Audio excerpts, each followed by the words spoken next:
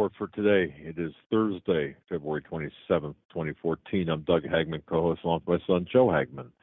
Together, we are the Hagmann and Hagmann Report. Folks, you're in for a great program tonight, 3 hours of uncensored, unbiased, true news, information, and analysis.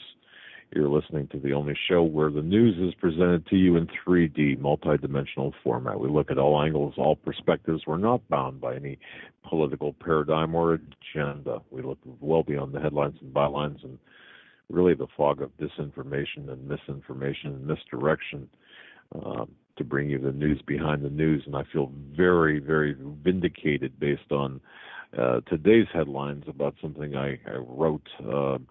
It was several months ago now. I first disclosed through my DHS Insider about the Obama teams that were out there, the internet teams that were active. I said there was over 3,000 men and women who were activated to marginalize and to redirect conversations. We're going to be getting into that tonight.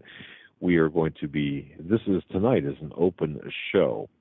Halfway through, we're going to open the phone lines to take your calls. Folks, you can line up 661-244-9839. But just want to remind the new listeners, and we actually picked up a lot of new listeners based on last night, looking at the numbers and looking at the origins of listeners last night. We picked up a host of new listeners. For you folks, just a reminder, we broadcast live each and every weeknight from 8 to 11 p.m. Eastern. And our home base, of course, is homelandsecurityus.com. We're also simulcast, and I want to thank a great big thanks to the Christians United Broadcasting Network. Folks, visit us there at the Hagmann and HagmannReport.com. You can listen to us through the Hagmann and HagmannReport.com. Better quality audio, it seems, and that's important to all of us. And I want to thank everyone for joining us, and thank you for your belief and your trust in us as we face what we're facing, what's coming at us together, and it's important. You know, I was going through some notes and emails today. I'm trying to catch up on everything. For those who don't know, I've got some personal situations here with a family illness. My wife's mother is not doing too well, and it's really putting up a strain on things and a few other things. And, of course, me being outspoken against the militant homosexual lobby, I have received perhaps the most unbelievable litany of emails and letters and such. But, you know, we're all in this together, folks. And I just want to say thank you so much for your well wishes and your kind messages. They mean a lot. They really do. In fact, I've got a wall or a wall in my office and with pictures of some of our listeners and letters from some of the listeners. And anytime I feel like, boy, you know, it's really a rough deal, looking at those and I keep everything that's sent to me in terms of written, sent to us. We do. That is, Joe and I do. And we just want to thank you for your kind words, your words of support. They mean a lot. They really do. And if you haven't been acknowledged, or if you feel you haven't been acknowledged, and I try to write back or answer everything that we get. I really do. Both of us do, but it's just overwhelming sometimes. And just want to say thank you for doing that. But Joe, tonight we've got a lot of information to go over, a lot of news headlines to go over, a lot of news to go over, and of course, some other things. Let's take care of some housekeeping first. Today we were on Sheila Zielinski's show, Weekend Vigilante. It was, I want to say it was the first hour of the show. That link is up, or I will throw it in the chat room, and I don't know if you have it up on our site, homelandsecurityus.com. It was a good 1 hour breakdown of the banking situation and economic situation in our country. Weekend Vigilante on Freedomizer Radio. It was a great show. Also, tomorrow we will be on Pastor Paul Begley's show. You can go to his website, .com, I believe. Just pull it up here to double check. It could be Paul Begley Prophecy. Prophecy, right. Okay, Paul Begley Prophecy. Also here on Blog Talk Radio, it's Apocalypse. I got the movie in my head as Apocalypse Now. It is the Coming Apocalypse show on Blog Talk Radio. It starts from 12 Eastern, goes to 12 to 3 Eastern time, but we'll be on from 1 to 3 tomorrow. The Coming Apocalypse with Pastor Paul Begley, prophecy.com. And tomorrow night, our special guest from 9, the second and third hours, folks, our special guest, Wayne Jett. He's the author of a book called The Fruits of Graft. And I've got the book, and in fact, yeah, we both have the book, right? And Wayne Jett is perhaps one of the most educated in terms of the causes of the Great Depression. John Maynard Keynes, Keynesian economics, and mercantilism, and what to expect. And we're going to be talking about the economy. And this is a gentleman who is I would consider very academic, very well educated in terms of the history behind the monetary system, where we are today. It's going to be a very important program. He was on several months ago now. It's been a few months. I would even say maybe back into last fall, last summer was when right. we had him on. Right. But a great book, and it should be a great show tomorrow. Exactly. So we've got a lot going on this week with programming, and what we're trying to do as well, folks, for your ease of navigation, and so for what you can expect is to we're trying to do some things with the website, so you can just click on certain links or certain tabs, and bang, you can find out what's on tap for next week and what's on tap where we'll be, and it's we're trying to create a workable, usable, friendly interface for that. Go ahead. Yeah, and tonight you opened with talking about the government infiltrators. We have a few articles on two separate instances of how we have government infiltrators coming in to manipulate and to deceive other people and to bring down people that they want to bring down with false information and lies that they create. First story, the conspiracy theory is true. Agents infiltrate websites intending to manipulate, deceive, and destroy reputations.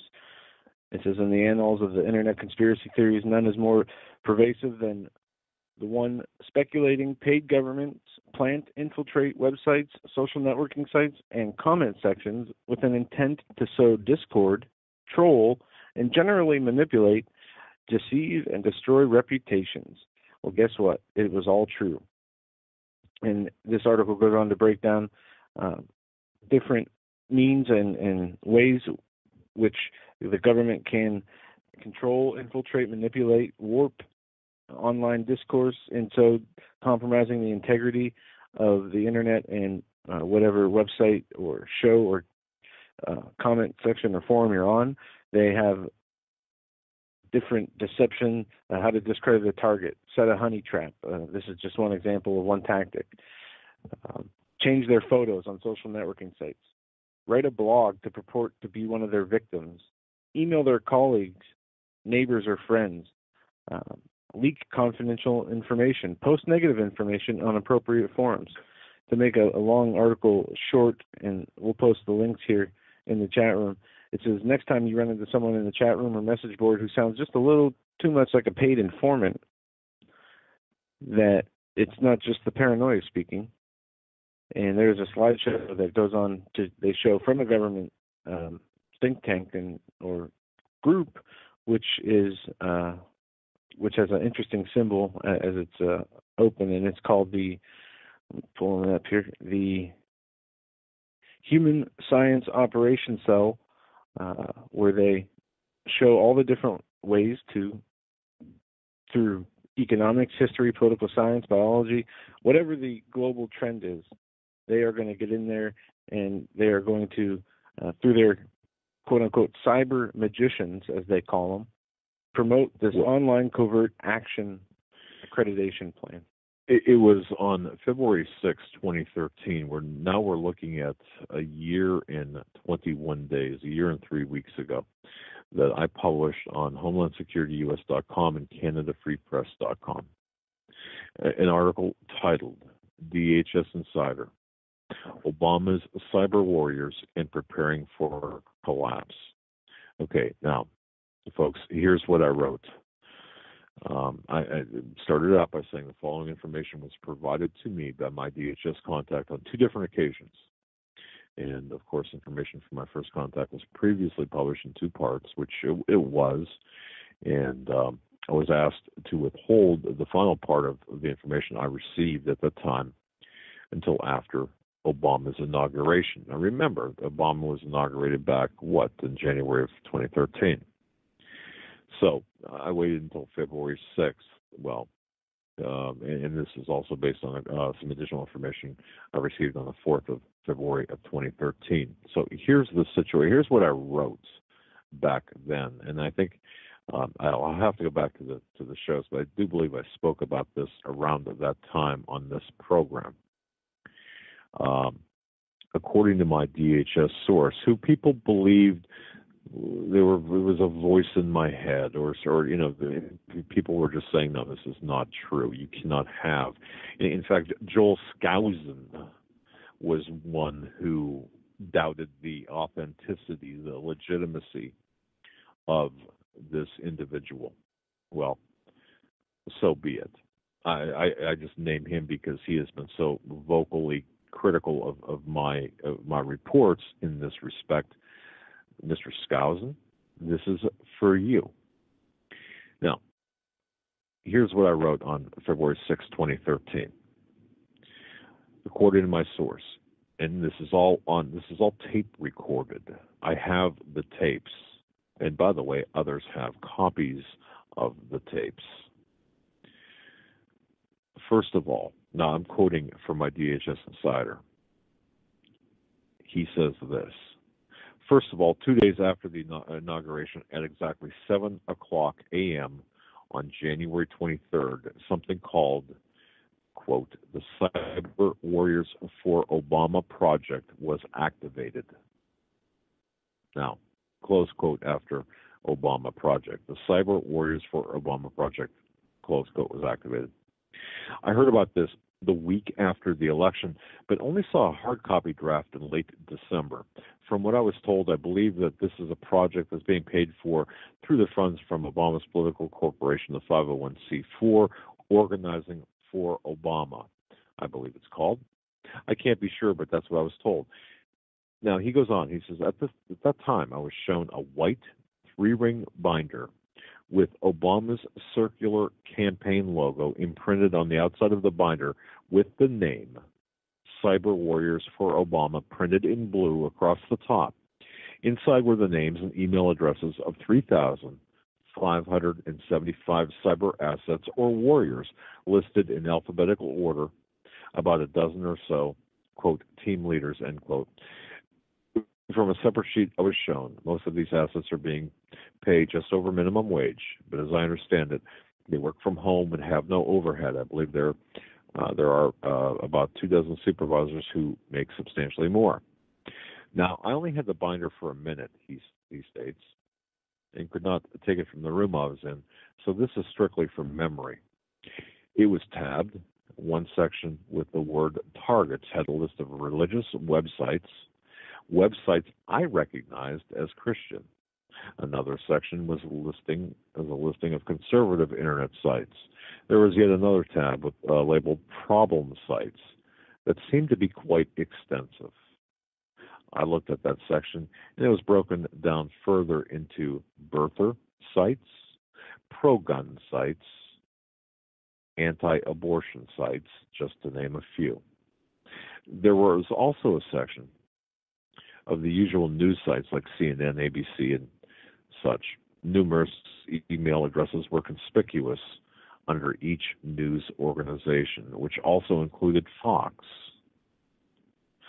The first page of the binder had bullet points labeled objectives and instructions for the cyber assets. There was a very detailed non-disclosure agreement with the word draft in big light gray letters across the body of the two-page agreement.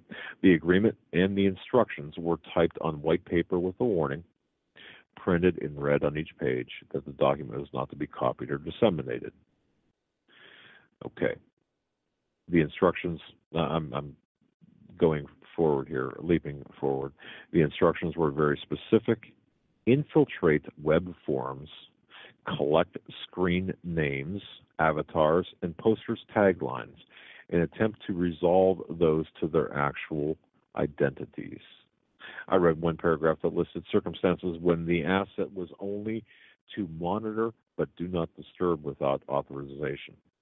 There is another section titled Divert, Disrupt, and Destroy, listing how-tos in certain cases. There's also a section on maintaining a social media presence, and another on the most effective use of Twitter. Lastly, there was a reference section that included statistics, specific language to use to marginalize different posters, and effective methods to discredit people while maintaining a sense of legitimacy. Now, fast forward to, that was February 6th, 2013, my DHS insider source that some claim don't exist or others claim couldn't be real. Well, Joel, February 27th, 2014.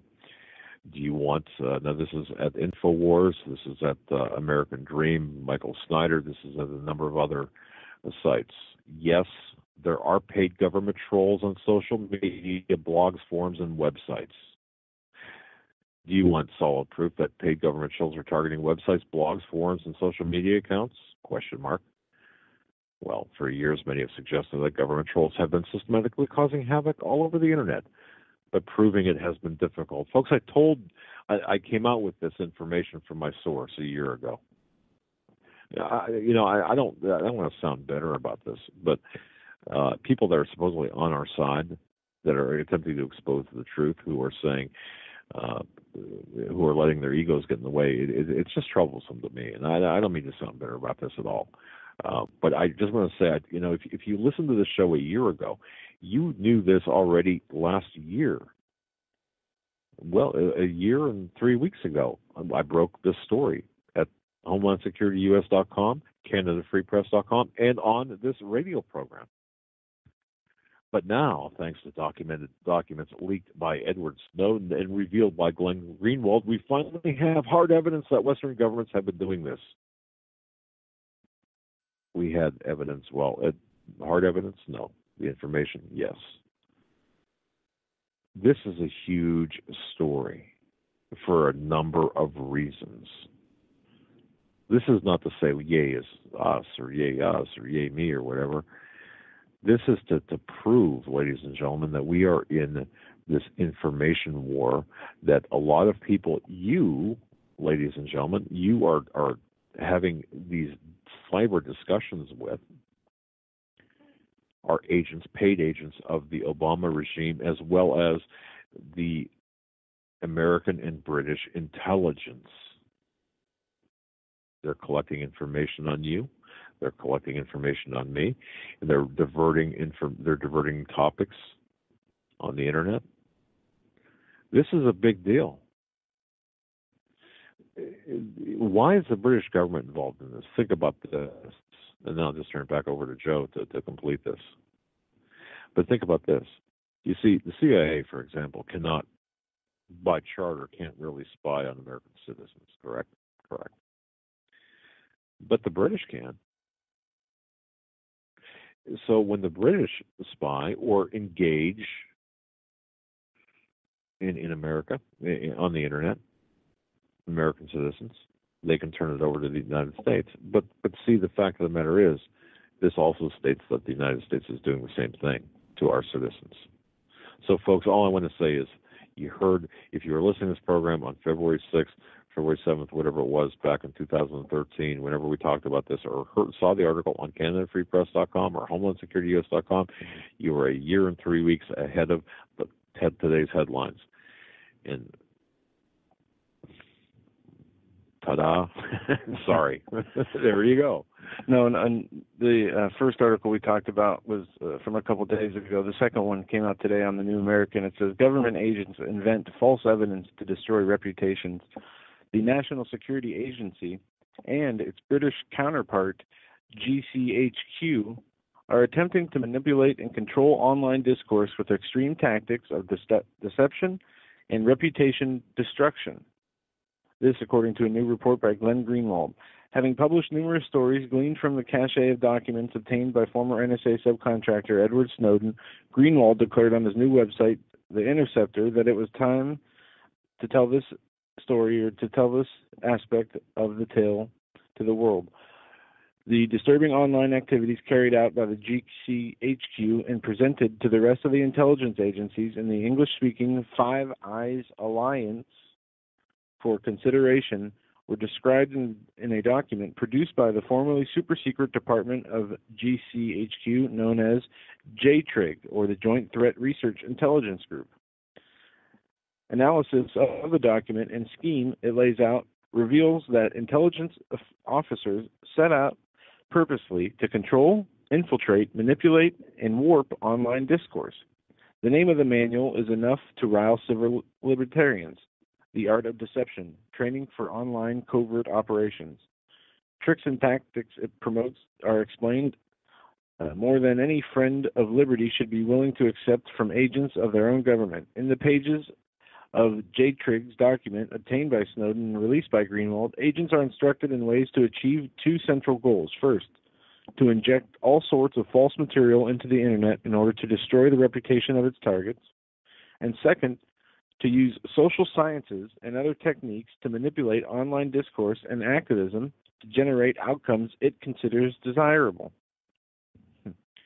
And that is social engineering, and that this is what these, the Satanists and the other globalist groups with them do so perfectly, is to try to situate themselves at the preferred outcome and to engineer the society to get there.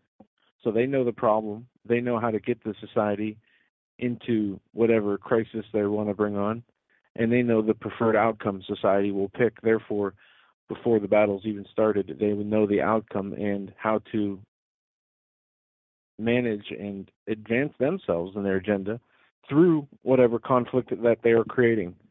It goes on to say, page after page outlines how agents should disrupt the lives, online and real life, of their targets, including instructions on conducting false flag operations. False flags, defined in the online dictionary, as an operation designed to deceive in such a way that the operations appear as though they have been carried out by other entities, groups, or nations than those who actually planned and executed them. Weaving these lies, convincing people that stories they read online are legitimate news stories with villains and heroes accurately identified, is apparently one of the priorities of the Anglophone intelligence gathering apparatus. Need further proof that there is an entire intelligence community online that needs to be brought under strict control? Consider the guidance given in another page of the document on how to use fake photos, fake news stories, fake emails, and others, etc., to create an image of a person that is absolutely untrue. In a page entitled Discredit a Target, the reader/intelligence agent is given the following tips on how to effectively bring a person into disruption. Set a honey trap. It's a type of espionage involving catching a target in a compromising sexual situation. Change their photos on social networking sites. Write a blog purporting to be a victim. Email their colleagues, neighbors, and friends.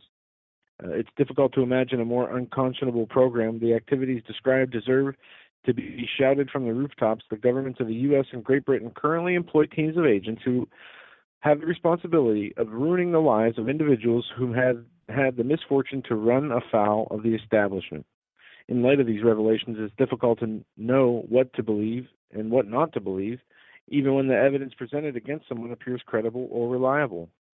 Additional slides in the Art of Deception presentation created by the British intelligence agency NCHQ promotes similar tactics for use in bringing down companies that find themselves in the surveillance community's crosshairs. And we could continue reading this article, as it is not short, but to make a long story short, the bottom line is anybody who is innocent and is against the agenda of the establishment will be met with tactics such as these, and to not be surprised, basically, if your reputation is ruined based on lies. And this is a serious crime. It's such a disservice to everyday people trying to do the right thing. If by doing the right thing you are prospering by helping other people, and it so happens to be against the agenda of the globalists, they can't beat you by all their magic tricks, literal magic tricks, hypnosis, mind control, that they're going to stoop to the level of lying about you to discredit you to other people. I mean, that's how far that we've come as a government.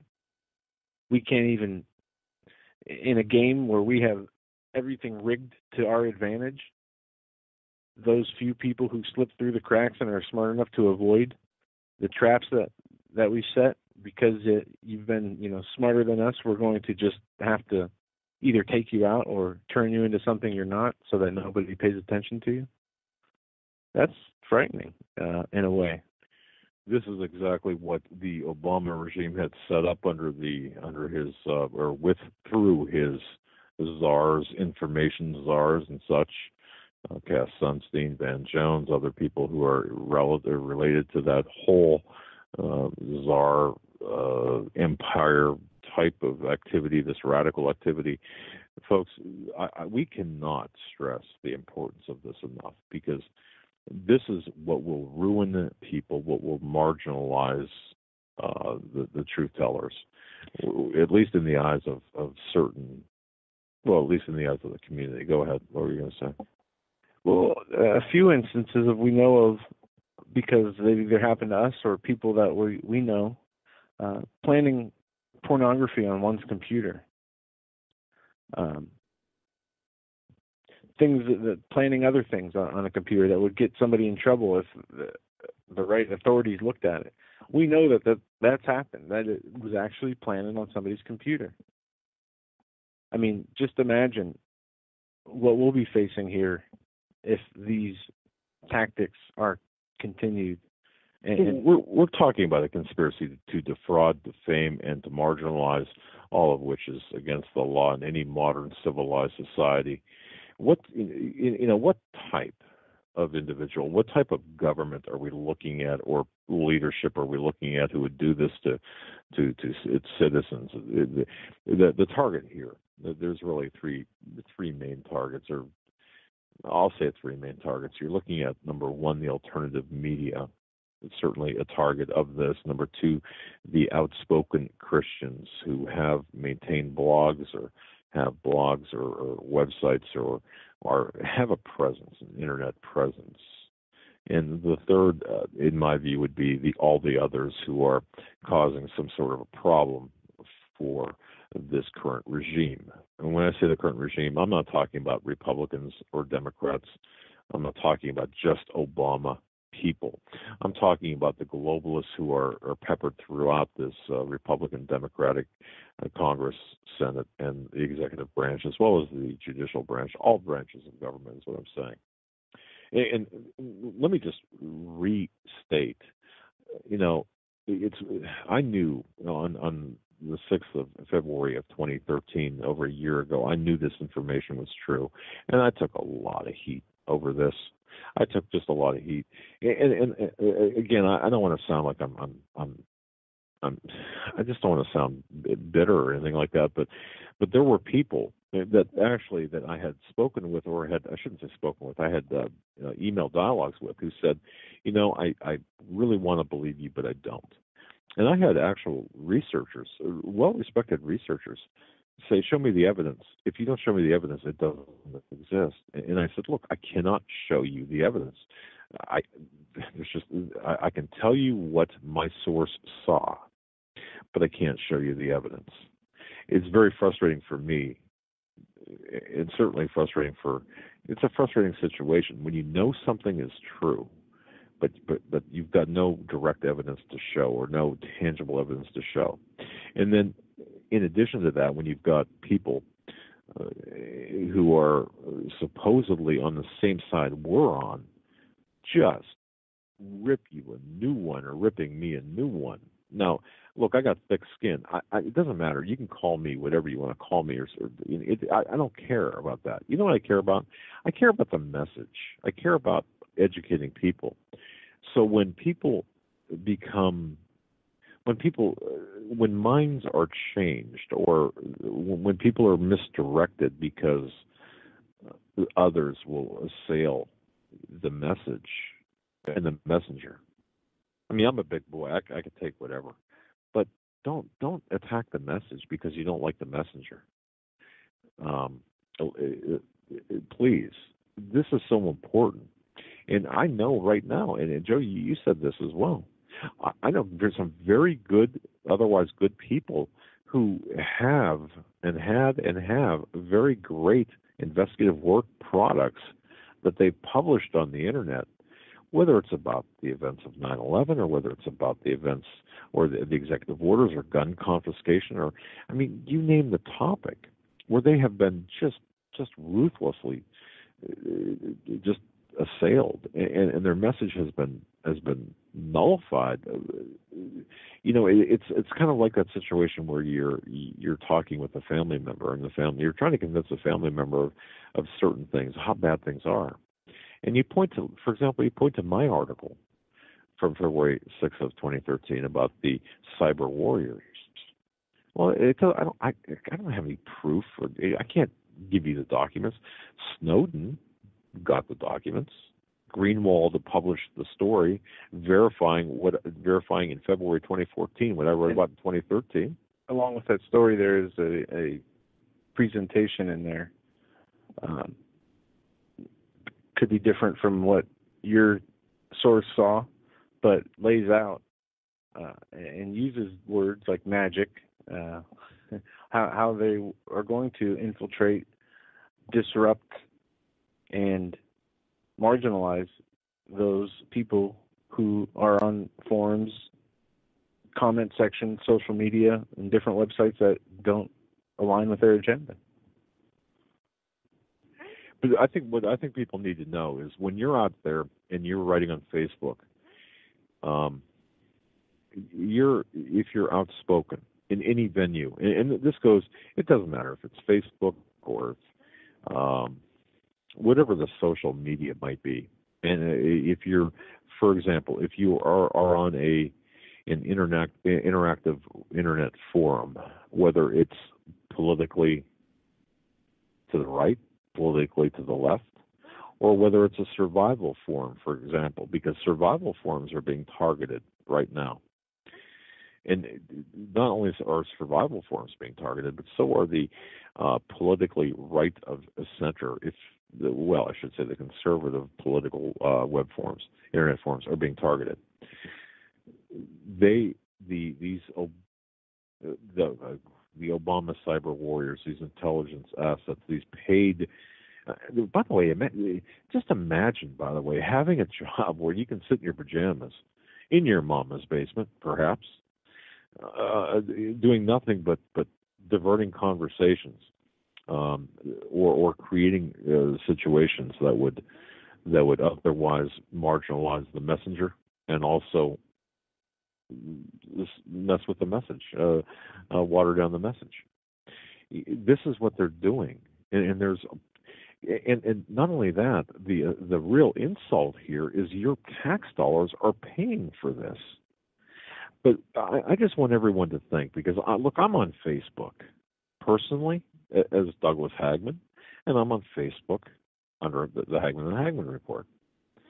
The reason we have these is we use these as tools of communication. I don't use mine for anything personal. It's just very simply for.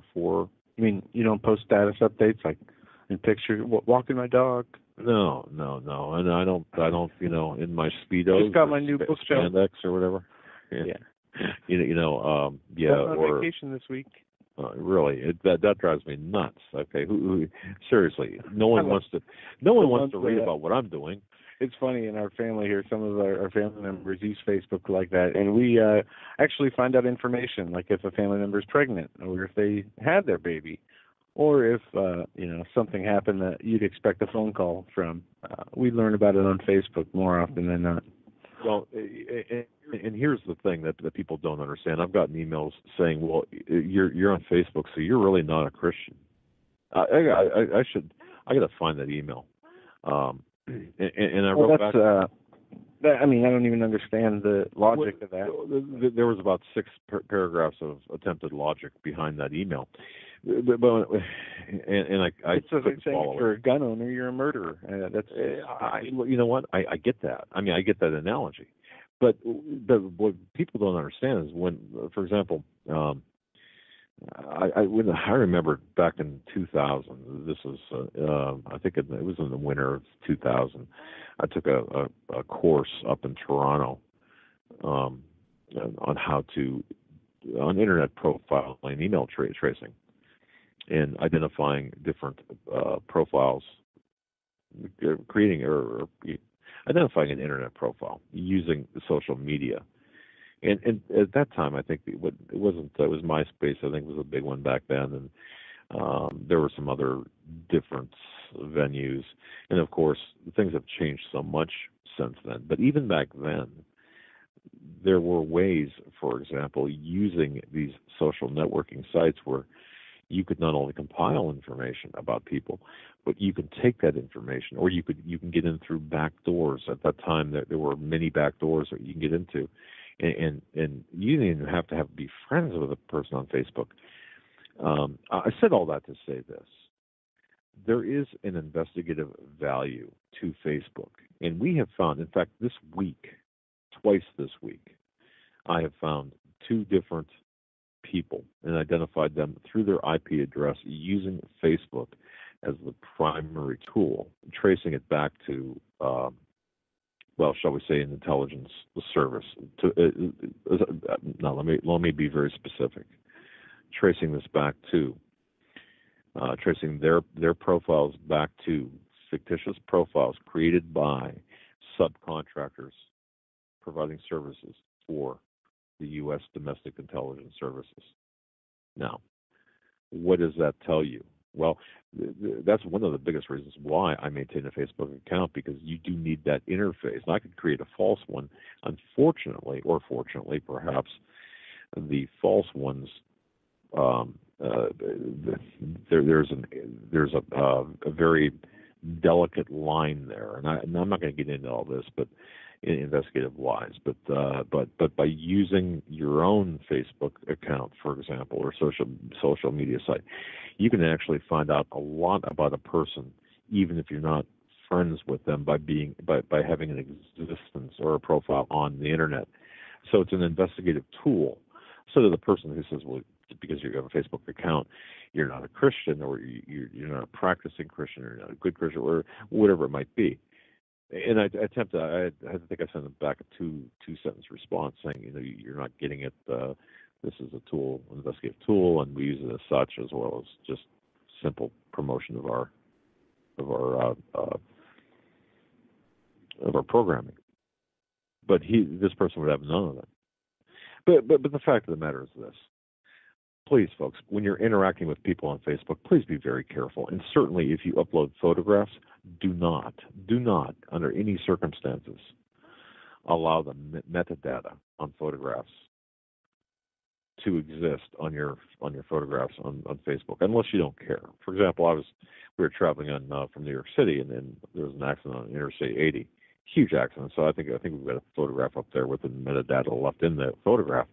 It doesn't matter. It's nothing personal. But if you're taking photographs of your daughter on graduation day, right? It shows the time, the date, right? Sometimes the location.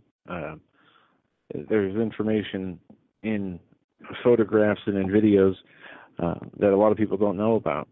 That's in there, and you can remove that information from being posted with the picture through a little bit of poking around with the properties on the picture.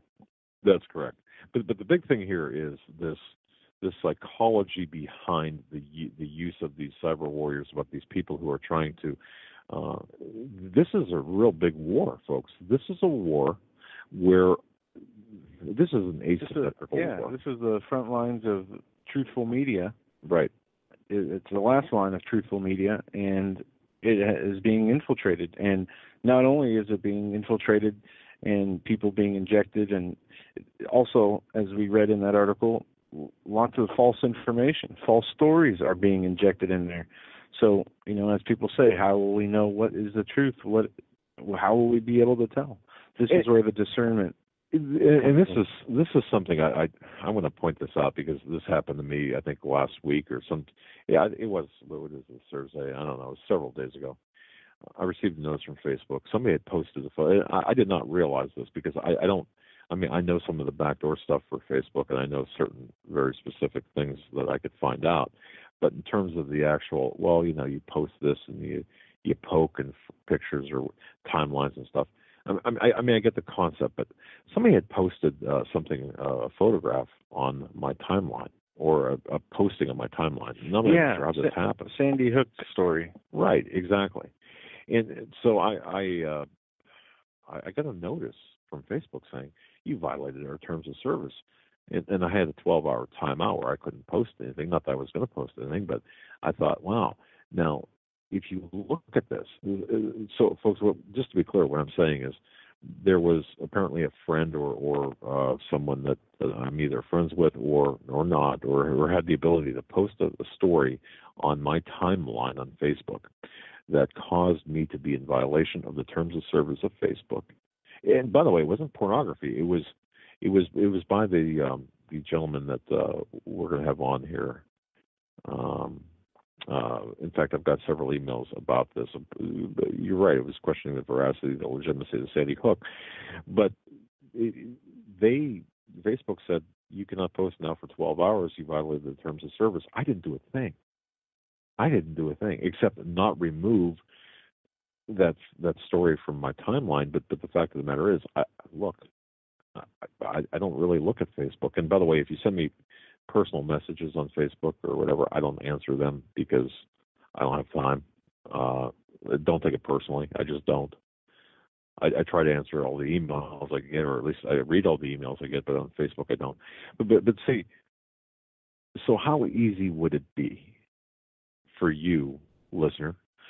You're out there, you've got or even your children, for something to be planted, or to be posted, or to be put in through in some way, shape, or form. And we can do this. We don't, but we could. We could throw a couple of pictures into your photo album. You'd never know how it got there. Pretty objectionable stuff, perhaps. So if we can do this, what can the government do? And you might not discover it for a while. This is what's taking place. This is the war that we're up against right now. So think of you go back to the Clinton days, where there was a real big information war back then, and of course there was a lot of dirty tricks going on. Well, the dirty tricks have become even dirtier, and even more nefarious, and even worse, and even more destructive. So let's just say you're Glenn Greenwald, for example, or somebody well respected here in the media in the United States, or in the new media in the United States. Or can you imagine, for example, if, and I know Steve Quayle does not have a Facebook account, but let's just say he did. He's always a target. I mean, that guy is a target for everything. But can you imagine somebody or evidence would find where Steve, for example, would have a pornographic photograph in his photo album on Facebook? There would be a lot of people who would believe that. Who would say, "Oh, wow, boy, Steve doesn't practice what he preaches," not knowing the intricacies of the social media. So this is why it's very dangerous. and you have to be aware all the time. But I guess my whole point is this: just be very careful, because there are people out there. It's not paranoia when people are really out to get you. I think that's probably the best way to say it. Very true. Moving on in the news here, Americans, watch out for the IRS.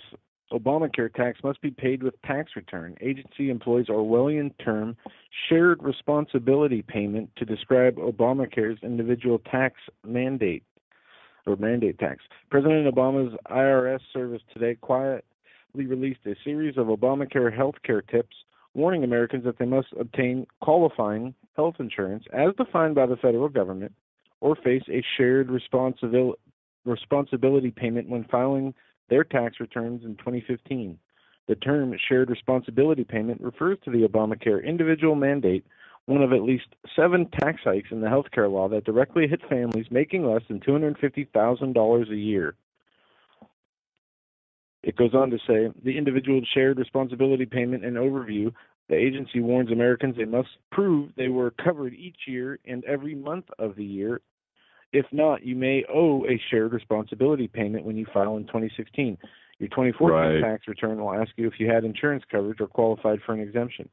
If for any month in 2014, you or any of your dependents do not maintain coverage and do not qualify for an exemption, you will need to make an individual shared responsibility payment with your 2014 tax return filed in 2015. The IRS reminds individual health care choices for 2014. The agency details the calculations Americans can look forward to if they are liable for the tax. If you or any of your dependents do not maintain coverage and do not qualify for an exemption, you will need to make an individual shared responsibility payment with your return. The general amount is either a percentage of your household income or a flat dollar amount, whichever is greater. You will owe 1/12 of the annual payment for each month, or your dependents do not have coverage and are not exempt. The annual payment amount for 2014 is the greater of 1% of your household income that is above the tax return filing threshold for your filing status, such as married, filing jointly, or single. Your family's flat dollar amount, which is $95 per adult and $47.50 per child, limited to a maximum of $285. As confirmed by previous IRS testimony to the Tax Writing House Committee on Ways and Means, taxpayers will file their tax return reporting their health insurance coverage and or making a payment. Once fully phased in, the Obamacare individual mandate tax will steeply rise to a minimum of 2.5% of adjusted gross income, or $2,085, whichever is higher. This is what we're looking forward to when filing taxes here in the near future. Also, but just be clear, this does not start with this year's tax return. So your 2014 tax return will ask you if you have insurance coverage or qualified for an exemption. But are you saying that this year's? No, you're talking about the year 2014. The tax return that you will be filing in 2015 will ask about the 2014 year. Well, it says that your 2014 tax return will ask if you had insurance coverage or qualified for an exemption. If not, you will owe the shared responsibility payment when you file in 2015. Well, correct. But we're not talking about. So we're in 2014 this year. So the taxes for 2014 are next year. We're not talking about tax season. Correct. Okay. I just want to make sure people understand that. Right. Because all the information. In fact, I've got another meeting with my accountant tomorrow. I called him. I said I need to ask you about all of this. The thing is, okay, this is the tax season of 2014 right now.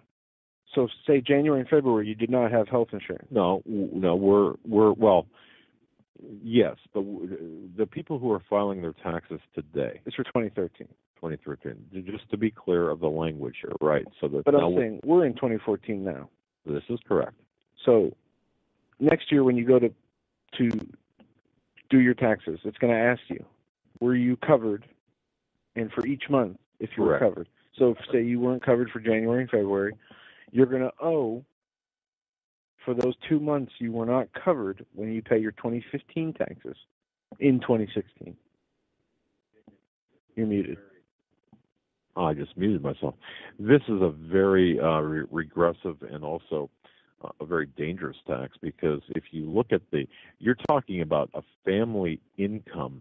You're talking like 2.5% of your income of your household income. Yeah, that's a not lot your individual income of money. your household income.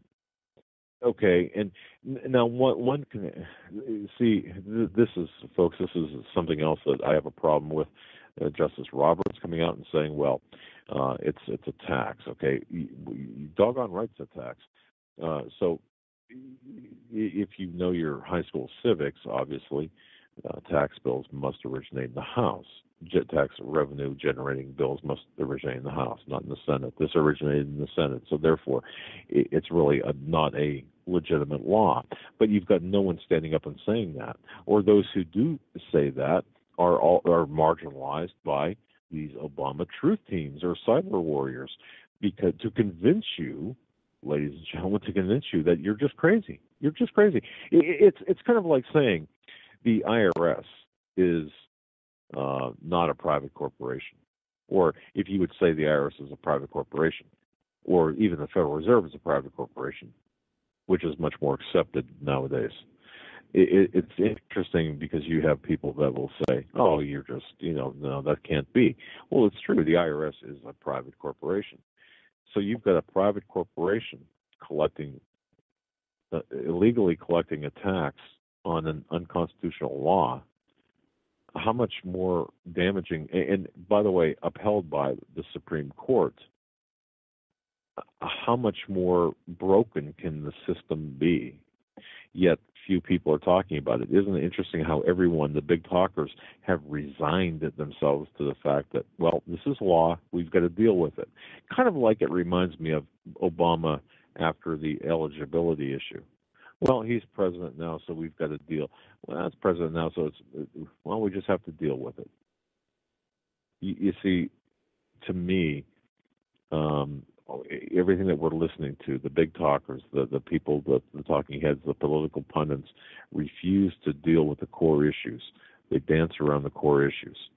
They'll complain about Obamacare, the Affordable Care Act. They'll complain about it, and they'll say, well, it's a bad law. But no one will say, no, it's not just a bad law. It's an unconstitutional law that should never be, based on the fact that of its origination, plus on the illegal methods of taxation. And yet people just, folks, this is a broken system. Obviously, I don't have to tell you, but this can't be fixed in the manner in which people think it can be fixed. Again, the big talkers, the Hannitys and Limbaugh, so they're dancing all around the core issues, whether it's about Obamacare or whether it's about the eligibility issue. They're dancing around the core issues when the core issues are what we really need to be focused on, because that's where you'll find the answers to the questions yet not asked, or asked but have not been answered. All right. A couple of things from the Supreme Court. One, this from the LA Times. Supreme Court ruling expands police authority in home searches. Police officers may enter and search a home without a warrant as long as one occupant consents, even if the other resident has previously objected, the Supreme Court ruled Tuesday in Los Angeles case. In a 6-3 ruling triggered by a Los Angeles Police Department arrest in 2009, gives authorities more leeway to search homes without obtaining a warrant, even when there is no emergency. The majority, led by Justice Samuel Alito Jr., said police need not take the time. Judge Alito, may not take the time to get a magistrate's approval before entering a home in such cases. But dissenters, led by Justice Ruth Bader Ginsburg, warned that the decision would erode protections against warrantless home searches. The court had previously held that such protections were at the very core of the Fourth Amendment and its ban on unreasonable searches and seizures. The case began when LAPD officers reports of a street robbery near Venice Boulevard and Magnolia Avenue. They pursued a suspect to an apartment building, heard shouting inside of a unit, and knocked the door down. This Roaz opened the door, but her boyfriend, Walter, told officers they could not enter without a warrant. You do not have any right to come in here. I know my rights, Fernandez shouted from inside this apartment, according to court records. Fernandez was arrested in connection with the street robbery and taken away. An hour later, police returned and searched his apartment, this time with the woman's consent, the Reo's consent. They found a shotgun and gang-related material. In a Tuesday court decision, the High Court said Fernandez did not have the right to prevent the search of his apartment once he was gone, and the female, his girlfriend, consented. In the past, the court has frowned upon most searches of residents except in case of emergency or if the police had a warrant from a judge. But Alito said police were free to search when they get the consent of only one occupant inside. A warrantless consent search is reasonable and thus consistent with the Fourth Amendment, irrespective of the availability of a warrant. Now, folks, this is why we need to, without regard to the legality of what we're talking. I mean, obviously, yeah. Forget this case, but specifically. But I think what we need to understand is, at least I believe this: if you are living at home and you've got children, adult children at home, or you're living with other family members, or your adult parents live with you because they're infirmed, or whatever the case might be, you really need to sit down with them. And it doesn't have to be a long conversation, but sit down with them and explain to them that they are not to authorize any type of search of your home. And don't think it cannot happen to you. Yeah, I mean, think of you on the home, and you and your wife are there, and the police come and they suspect you for something, and you say, no, you're not searching my house. And your wife is of the mind thinking, well, we don't have anything to hide. I don't care. Even though it's your house, you say no, your wife or even your girlfriend, or who knows, you could have a friend over. They're saying one occupant of the house agrees to the search. They have the legality to search without a warrant. It shouldn't matter who's in the house and agrees to the search. Unless there is probable cause of imminent danger, the police can stand outside and make sure nobody comes or goes until that warrant is issued. There are ways that the police can make sure that things are not tampered with, in spite of some emergency that the police need to go in the house right away. But decisions like this are further eroding whatever is left of privacy, just like the TSA. Exactly. And it's unbelievable to see how far. I mean, where will this end? We know where it will end. There is no private property, so how can you have property rights? The whole USA is a battlefield, so we don't need a warrant because you're in the crime scene area. That's right. And going back just briefly to the Affordable Care Act and the taxation aspect of it, folks, can you see the bigger picture where we're headed here with the Affordable Care Act, with Obamacare, with this progressive? People say this is a transfer of wealth. It is. People say that it's a destruction of 1/6 of the economy. It is. People say it's a consolidation, a centralization of records. Well, it is, but it's even more than that. It's even more. It morphs into other areas. And, one of the planks of the communists is to abolish private property. And if you look at Agenda 21, how it affects the social engineering with respect to private property and how it's kind of stacking and packing people in the inner cities, in urban areas. That's the objective, or one of the objectives of Agenda 21. So too is one of the objectives of the Communist Manifesto, is to abolish private property rights. Well, how do you do that in a system like ours? But why even mention the communists? Why even mention communism if you're talking about a one-world governance? Well, communism is that stepping stone necessary to achieve the one-world order. And so this is a natural progression of events. This Obamacare, this Affordable Care Act, that everyone has resigned themselves to it being law, from the most, from the most conservative politically conservative talk show host, pundit, or whoever to the most progressive. It's law, so we have to deal with it. But you don't understand the byproduct. Well, the intended product, one of them, is to abolish private property ownership. People might say, how does this do it? Well, it's through this taxation, through this actual. I'll say that the abolishment of private property has already been established, but through this Obamacare law and through the different tax loopholes that they have allowed in this law, they make it easier for the government to take back what's yours. Oh, exactly. And we have the property tax. If you own a home outright, you should not have to pay a property tax on it. But if you do not pay a property tax on a home that you don't pay monthly payments on, that you own outright, if you do not pay your property tax, your house can be taken from you. We've seen examples, countless examples of tax debt less than $200 where people have had their houses taken away from them. Correct. And we have to be very, very careful. If you're a homeowner, if you own land, if you own a farm, there are a number of ways that they are coming after you, after us. And we have to, at this point, have to understand their methods, their playbook, and how we can effectively fight them off. And this is exactly what we're talking about. Folks, you're listening to a very special Thursday edition of the Hagmann Report. It is the 27th day of February 2014. I'm Doug. Report. This second hour, we're going to be hitting some news and taking your phone calls towards the second half of the hour at 661-244-9839. Two pieces of news, one on Fukushima, one on the radiation reports coming out of New Mexico. First, Navy lieutenant, power plant mission ruined my health. A historic earthquake tsunami struck Japan, causing a nuclear power meltdown. The U.S. Navy rushed to help, but those sailors, are they now paying the price? Nearly 100 believe that the mission ruined their health. Vic Carter reports a Navy lieutenant from Maryland who can no longer walk is demanding someone take responsibility for what has happened. On March 11th, 2011, one of the largest earthquakes ever shook Japan. It triggered a tsunami.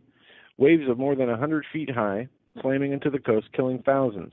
A wall of water smashed into the Fukushima nuclear power plant, and an explosion spewed radiation into the air and water, creating yet another tragedy.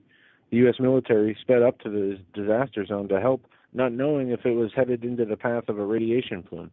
Now, 3 years after that exposure, at least 100 of the first responders suffering from unexplained illnesses like cancer, leukemia, bleeding, and hair loss. And they're blaming it on radiation poisoning from Fukushima. It goes on to say, when you've got a nuclear power plant that's melting down, how can you not expect health risks to come from that? Lieutenant Steve Simmons. He was on board the USS Ronald Reagan as it was the first ship to arrive for the Operation Tomodachi, the Japanese word for friends. I don't think anybody on board really knew the full scope of what was going on, Simmons said. 7 months after arriving home to his family from Maryland, from his development, Simmons' health started to deteriorate. And the story goes on from there, explaining how the personnel from the Ronald Reagan, I'm sorry, there were some players playing in the background there, the USS Ronald Reagan went over there to help this nuclear meltdown and got sick, got contaminated from the radiation. And they want somebody to acknowledge what was going on and to take responsibility for it. Do you think that's going to happen? Are we going to see somebody taking responsibility for what happened to these soldiers? Not only these soldiers, the people in Japan and all across the country who will be getting sick from these same types of diseases from the radiation that was spewed in Japan. Do they even acknowledge that radiation is deadly enough to create these diseases and happenings in humans here on the West Coast? I don't think they do. From raising the accepted level of radiation per day or per hour to completely keeping the story off the headlines of every major newspaper and TV outlet, it has just kind of been in the backgrounds, and a very few with a few very loud voices are the only people that are bringing attention to Fukushima and keeping attention on Fukushima.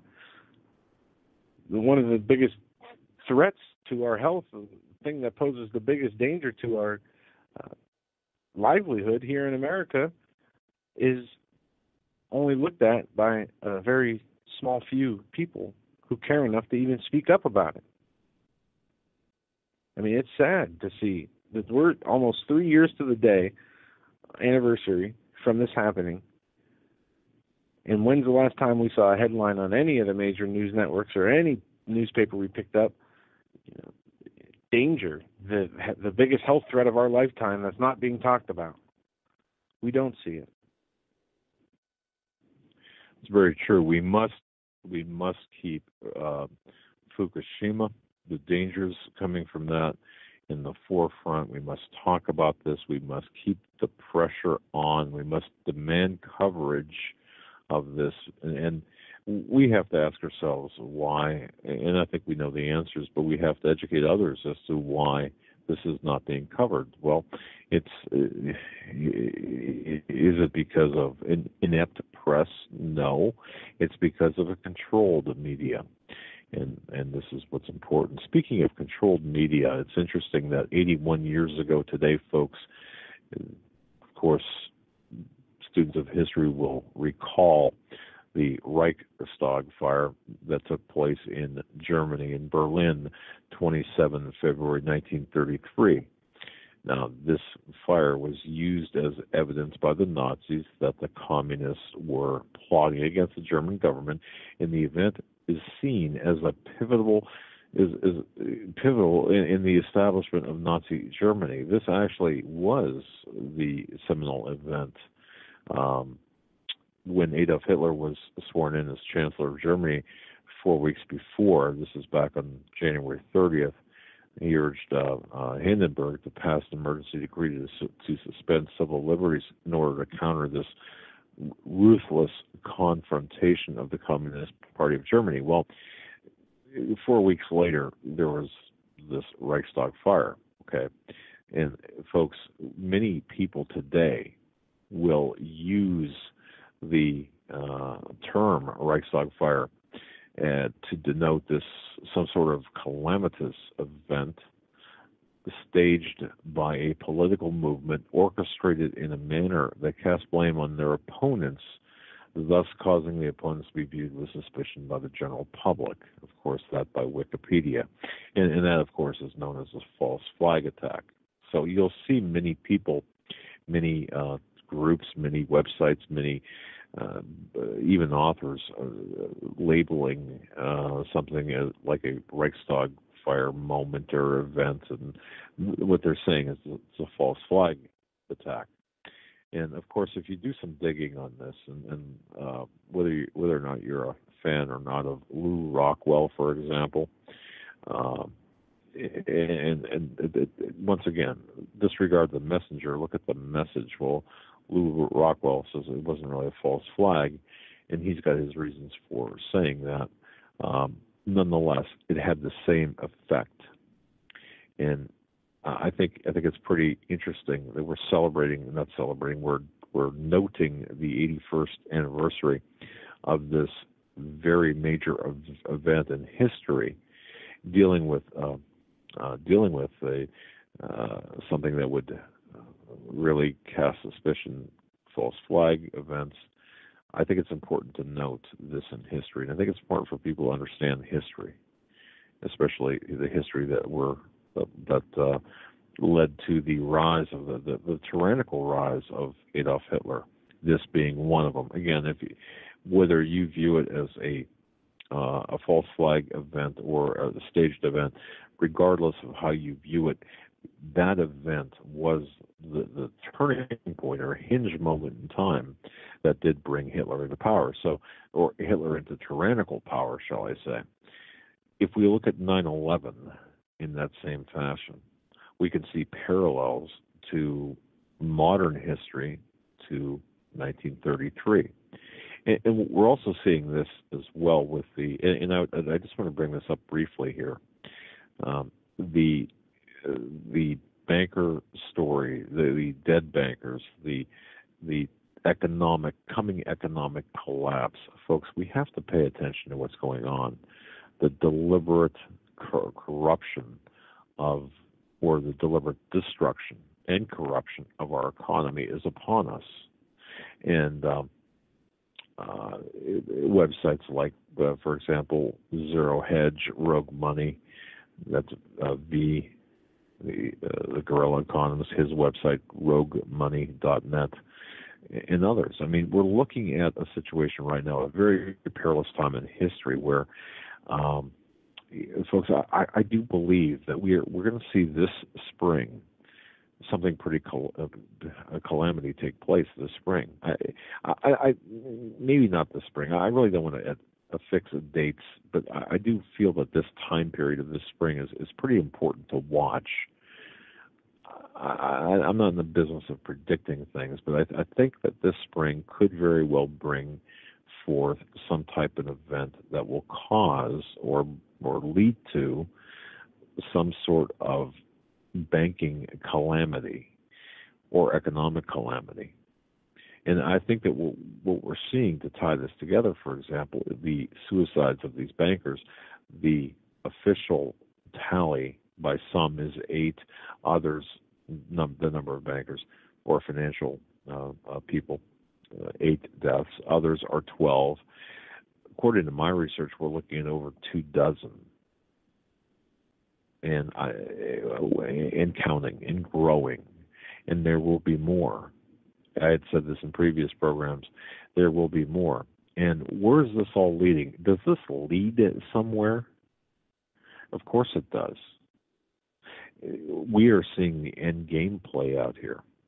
And one last thing, too, to kind of tie things together. If you've been listening to this program, listening to Joe and I for a while, you've heard us say that once the Olympics are over, Putin is going to remove his gloves and come out swinging at the United States, because during the Olympics, he was somewhat restrained, had to be restrained. Any responses muted because of the threat of terrorism at the Olympics, the implied terrorism or the control thereof by Saudi Arabia. Now that this billion, $38 to $50 billion sideshow is now complete, what do we have? We've got an unrestrained Putin who's been being poked at and poked at and poked at by the West. And we see that Ukraine, that's an American and British and French intelligence operation. That's not something that was just spur of the moment. Let's protest for democracy, right? I mean, an anti-Muslim video wasn't the cause? No, it was an let's see, what could it be? An anti-Russian video was the cause or something, right? But here we have remarks from John McCain today. Russia's Ukraine infiltration poses great danger. This coming from the same John McCain who went over to Libya while being run by Al-Qaeda to give them weapons. Anyway, Russia's infiltration into the Ukraine and Crimea is a great danger that must put the United States on high alert with a range of options ready in case this continues, Senator John McCain said Thursday. In an exclusive interview with the Steve Malzberg show on Newsmax TV, the veteran Arizona lawmaker and former GOP presidential candidate said Russian President Vladimir Putin has already engineered the infiltration of his special operations people into Ukraine. It's a great danger, he said, adding, I'm very, very, very worried that Putin will not go away quietly. He believes the Ukraine is part of Russia and that Russia is part of the Ukraine, an empire, and without the Ukraine, a country. Kind of garbled there, hard to understand what he's trying to say, but we have to be very steadfast and have a range of options ready in case this continues. And I do not mean war, he added. I do certainly mean regulation in economic, diplomatic, and other ways of Russia acts in the way that they are beginning to. You can take a page out of Ronald Reagan's book. Of Thursday's mysterious docking in Havana of a Russian warship, McCain said, "It's Putin being Putin. He's an old KGB colonel. He came on the scene when Russia was in great disarray. There was a lot of corruption and a lot of disorder, and he brought order to Russia. Now he has ambitions of restoring the old Russian Empire." Goes on to say, on his own political turf, McCain said he was pleased that Arizona Governor Jan Brewer's veto of the controversial bill that would have allowed business owners, on the basis of their religious convictions, to refuse service to gays. But he said that he was sorry that this controversy arose, and that Arizona legislation we talked about 2 days ago is something that was vetoed today by Governor Jan Brewer. I think I called that, didn't I? I think you did. If I remember right, I think you did. And I mean, really, could we expect anything less than this? It would have been a shock not to see that veto. Correct. And what's the veto all about? Well, it's all about lobbyists, and boy, I just might get more hate mail. Well, then you should just stop talking. Right. I'm going to be just threatened into silence. No, you know what this is here is you've got less than you've got 3% of the population. Really, not according to Ed Schultz show today. They said they had a journalist on who is a writer for, the Raw Daily Caller or the Raw Story, the Raw Story, right? Who said, that if Jan Brewer would not have vetoed this bill, so it would have affected millions of Arizona's LGBTQA community, or whatever they call it. The millions of Arizona's. Well, I mean, I don't know what is 3% of our current population. What number would that be? I don't know. I'm not going to do the math, but here's the problem that the very same agenda behind this militant homosexual approach here, or this militant homosexual organized attack against the morality of our country, is the very same that's attached to or fixed with the anti or the pro-abortion, the pro-killing of children. And one might ask, well, how does that work?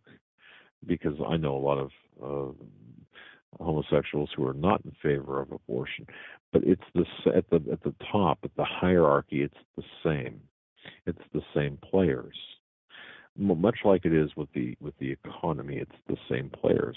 And one of the things too about the economy, and I'm not sure if we gave this a fair enough shake, or if we talked about this enough.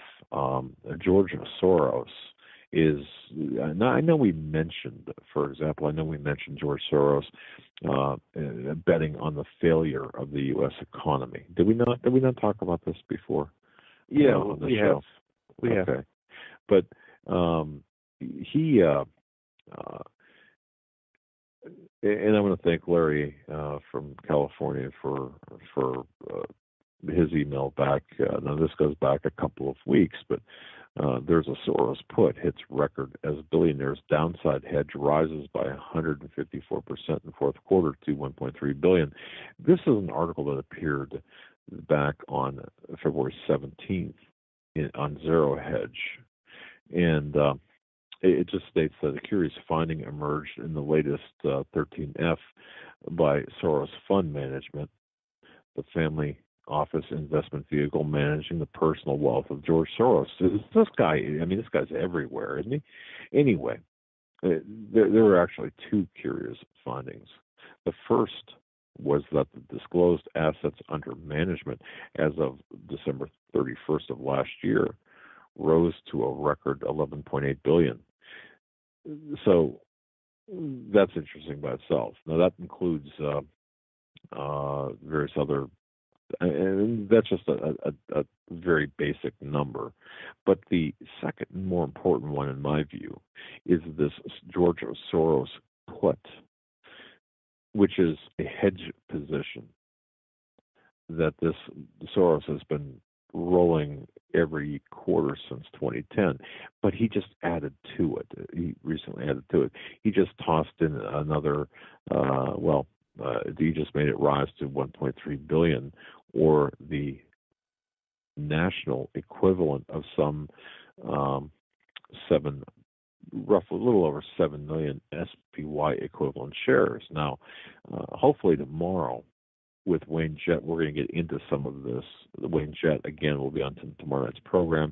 He is the author of a fantastic book called The Fruits of Graft. And if you're unfamiliar with Keynesian economics, John Maynard Keynes, and the origins of the Great Depression, and how that is still going on today, and what we can expect. I mean, Wayne Jett is a fantastic. He's got an encyclopedic knowledge about this, but he's going to tell us what we can expect. So be sure to tune in tomorrow between the last 2 hours when we interview Wayne Jett. But Soros is ultimately what's going on here. Is Soros is betting against the United States in the same fashion that he bet against the UK, the currency in the UK, when the pound sterling was replaced. Remember that when it lost its reserve status and was replaced by the U.S. dollar, and that's how Soros made all of his money. Now he's saying the same thing is going to happen he's saying through his money, which money talks, right? What's that saying? Money talks, BS walks, whatever. But he's saying through his financial put options that the United States, the federal or the U.S. dollar, is going to collapse. The U.S. economy is going to collapse. So that to me says more than, it says more than a lot of these other anecdotal pieces of evidence. And Soros, by the way, and I do want to point this out. Remember, we had talked about the FCC and their initiative to conduct oversight in newsrooms. Remember that? Well, folks, if you're not sure what we're talking about, the FCC had announced that they were going to go into newsrooms across America to conduct a study to make sure that the news was actually fair, balanced, and it wasn't. How they picked their stories was through the study that they said that they were going to conduct. How the news stations decide what stories to broadcast and what not to. Exactly. Now, it's interesting because the FCC, while they say they've suspended its intrusion into American newsrooms, the controversial SIN, or it's the Critical Information Needs Study, is a Soros-backed initiative. That shouldn't come as any surprise. Soros gave more than $52 million to media organizations from 2000 to 2010. Okay, the $52 million to media organizations certainly will sway or has some weight practically in getting the news organizations to report certain things in a certain way. Much like Fox News, for example, Prince Bandar having a 12%, 12% share in News Corp. Remember Prince Bandar, the guy that Rudy Giuliani said, "No, I'm not going to take your check at ground zero." Bandar offered him a check, and Giuliani said, "No, I'm not going to do it." Well, the same Bandar, that sat on the Truman balcony on September 13th, 2001 with George W. Bush, as hundreds of Saudis were being ferreted out of the United States on private jets in the wake. Well, no one else could fly, but that's George Soros. Obama, community organizer, his projects in the early 1990s in Chicago were funded by an organization, folks, remember this, called the Annenberg Challenge. Now, Obama's mentor, ex-weatherman Bill Ayers sat on the board of the Annenberg Challenge. Remember that? Well, Ayers' father, did I say that right? Bill Ayers. Yeah, okay. Ayers' father was a senior executive at ComEd for many decades with a lot of pull in Chicago. And all of this right now, if you look at Soros, you look at Ayers and Bernardine Dorn and the money and if you start putting the dots and pulling the dots all together, what you're seeing here is this regime, this Obama regime controlling the news, controlling the funding of the studies that will affect the news. Then you see this overlap with the Saudis in the White House, in the news rooms, all across America. And it's really kind of gearing up to the radicals of the 1960s are now in positions of power and influence in the 2000 in this decade right now. So they are making their move individually and collectively to influence the media, to influence government operations, to influence, as we said earlier, our tax dollars, by the way, are paying for these Obama operatives. And by the way, Judy McLeod, the founding editor of Canada Free Press, was kind enough, when I did mention about the story from February 6, 2013, on the front page of Canada Free Press, she posted the applicable blurb from that article with a link to the article.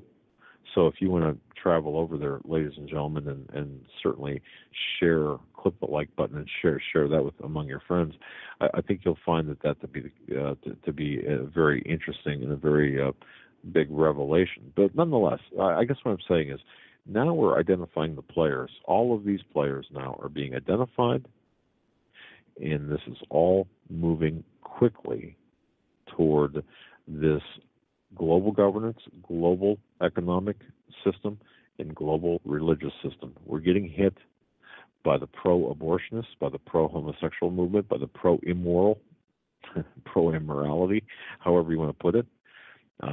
We're getting hit by that. We're getting hit by the people who want to take down the U.S. dollar. We're having our news throttled. All of the same people are at the root, at the very origin, at the base of this incredible. Yeah, look, I look at this as this incredible orchestrated, well-orchestrated situation.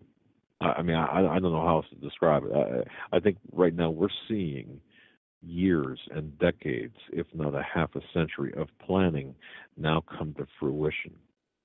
Oh, and one last thing, and I'll get off my soapbox. I just want to say this again. Remember this term, Subud. S-U-B like boy, U-D. S-U-B-U-D, Subud.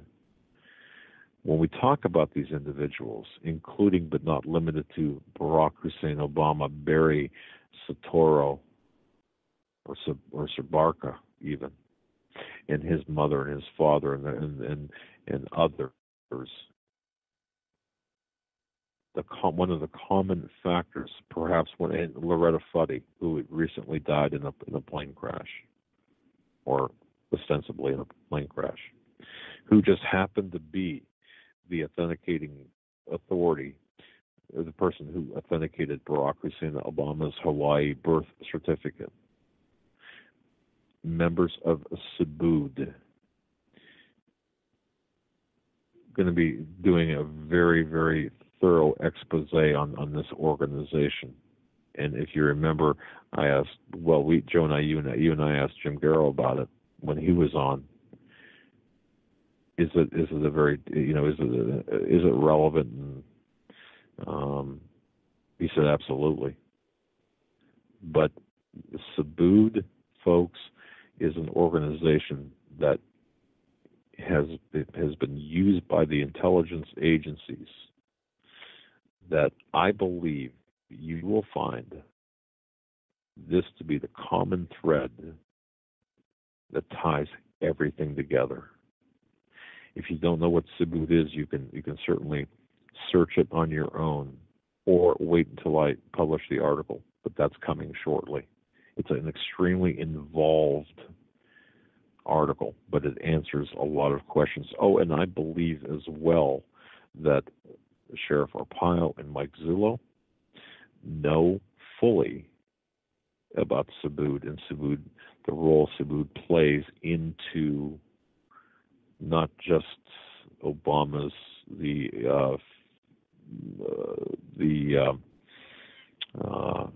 fakery. What's the word? The fraudulent nature of the birth certificate, but his eligibility and other things that are much larger, exponentially more important in nature, that involve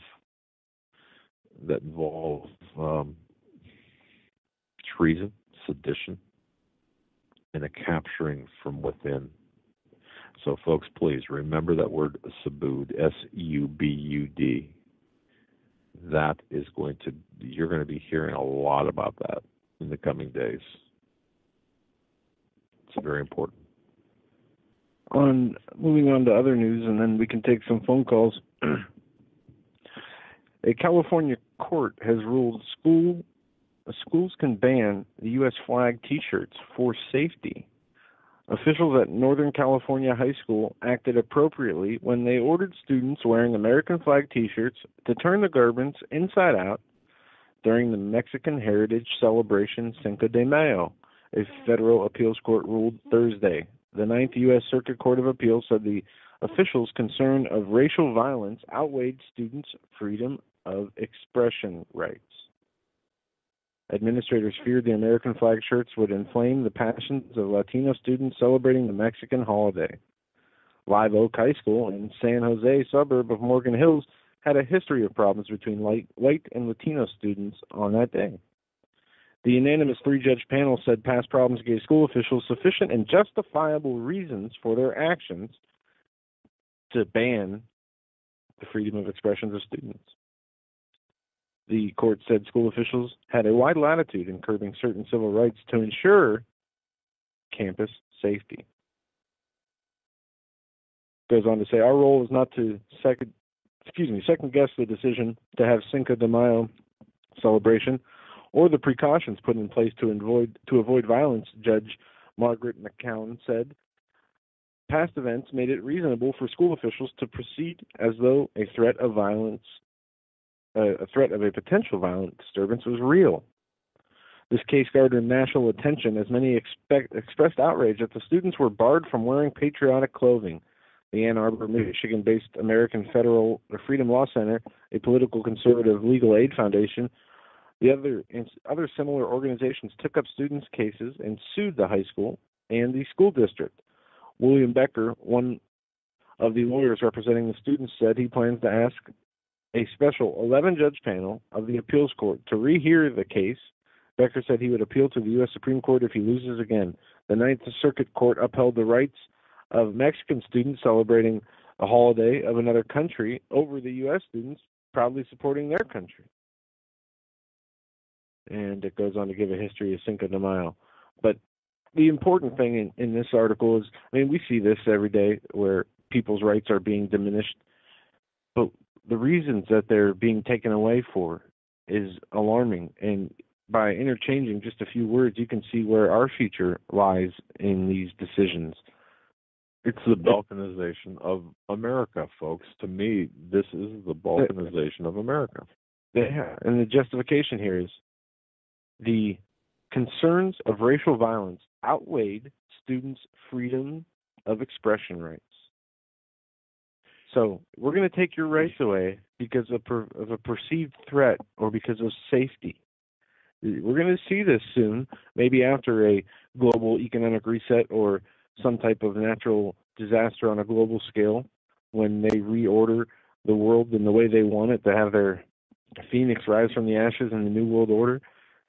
You will either come together as a race of humans, as one, or you will not be allowed into this new society.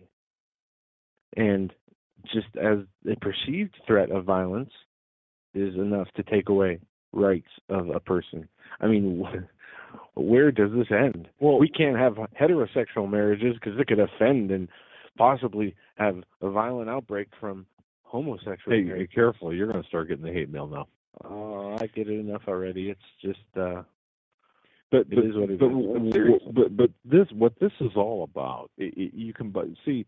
Okay, now people can focus on the T-shirt thing and say, well, this is just an isolated incident, no big deal. But when you have numerous incidents like this, there's this group think.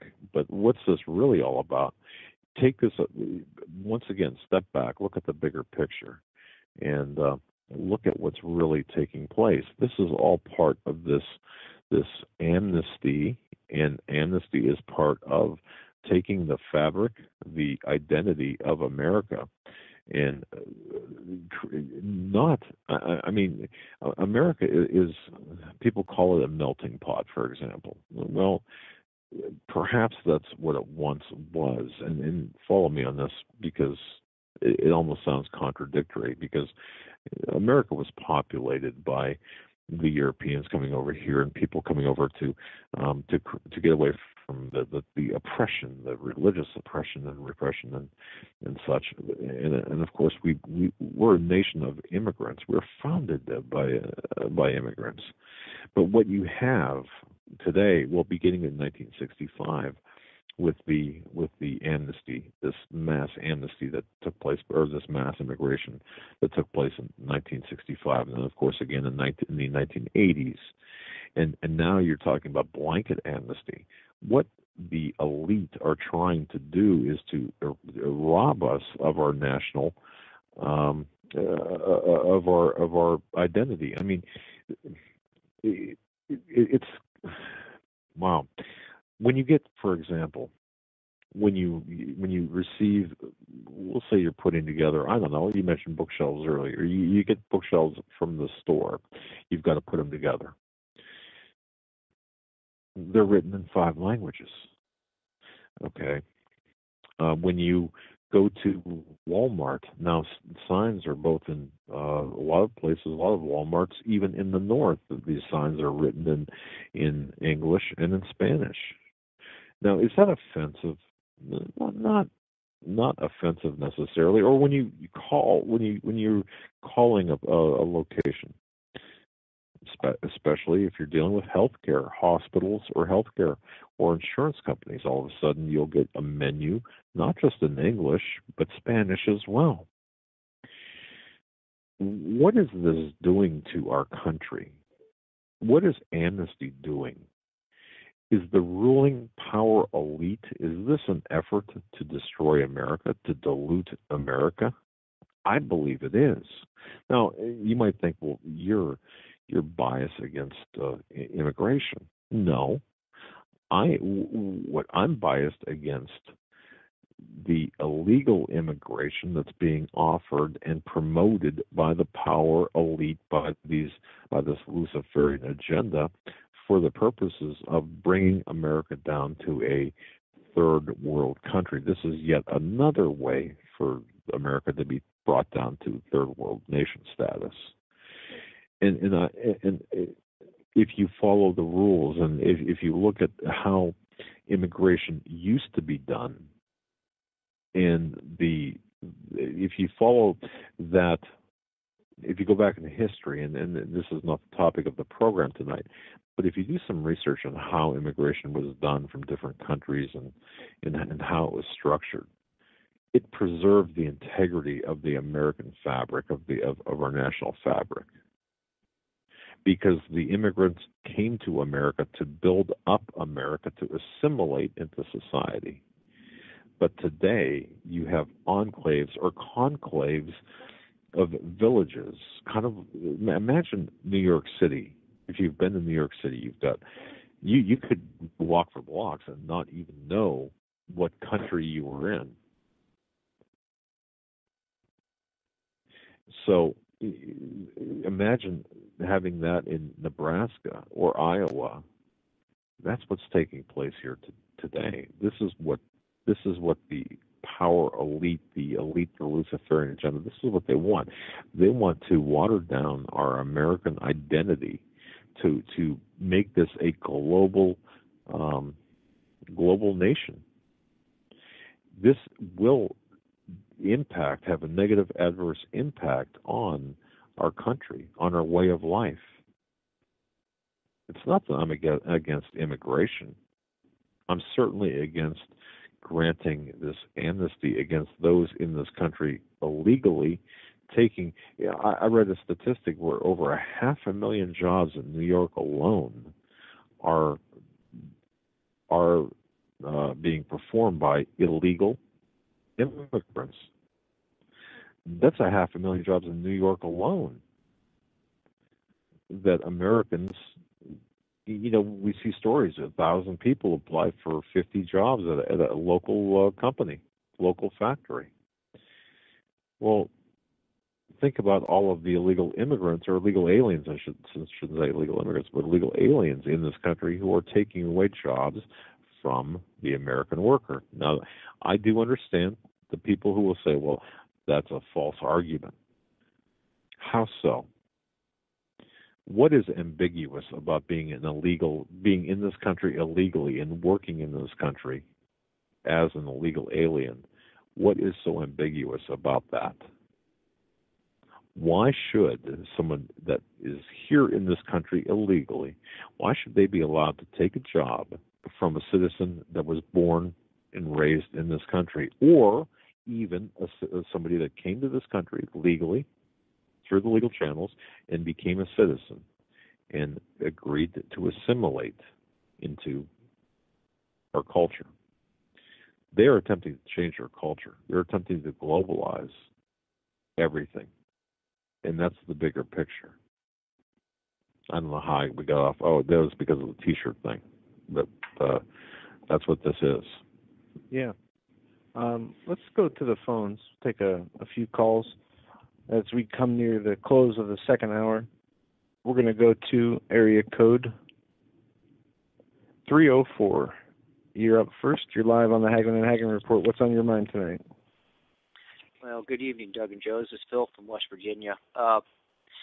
Your dad was hitting it on the head there. I mean, if you listen to Alex+Jones at all, I mean, the TV tells us how to be. And people, you got to be sorry for being a man. They don't want men.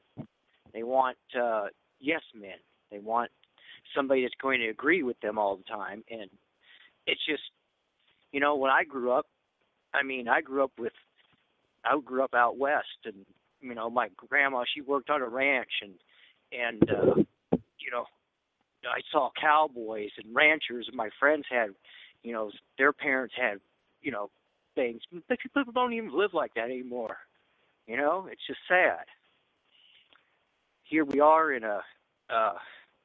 we're just being beaten down at any way they can. But there's strength in the Lord. Well, there is, and we have to.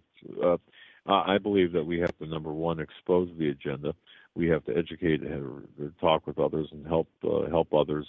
We have to be patient, but we have to certainly get our points across and let them know that we educate those close to us, those willing to listen, but also make our voices known and make our positions known. We can't be afraid, and that's the thing, caller.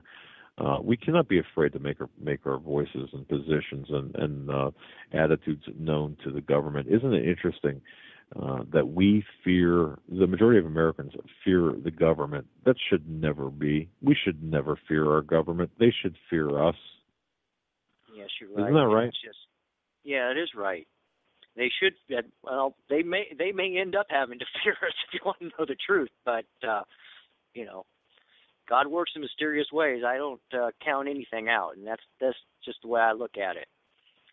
Like Steve said last night, there's always going to be a remnant, and there always will be. My Bible says so, and that's what I believe.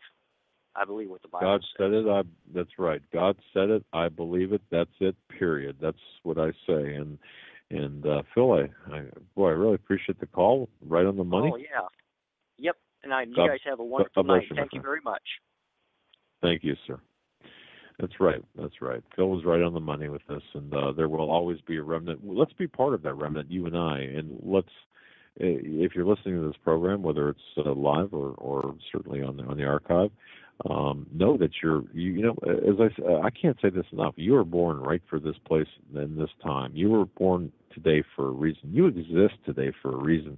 Even if you're listening to this and you're sitting next to your computer in a wheelchair, or if you're infirmed, you can play a part, and God has a plan for you. Yeah, He does, and in the Bible there are so many places where that plan is made evident to those who search and read it.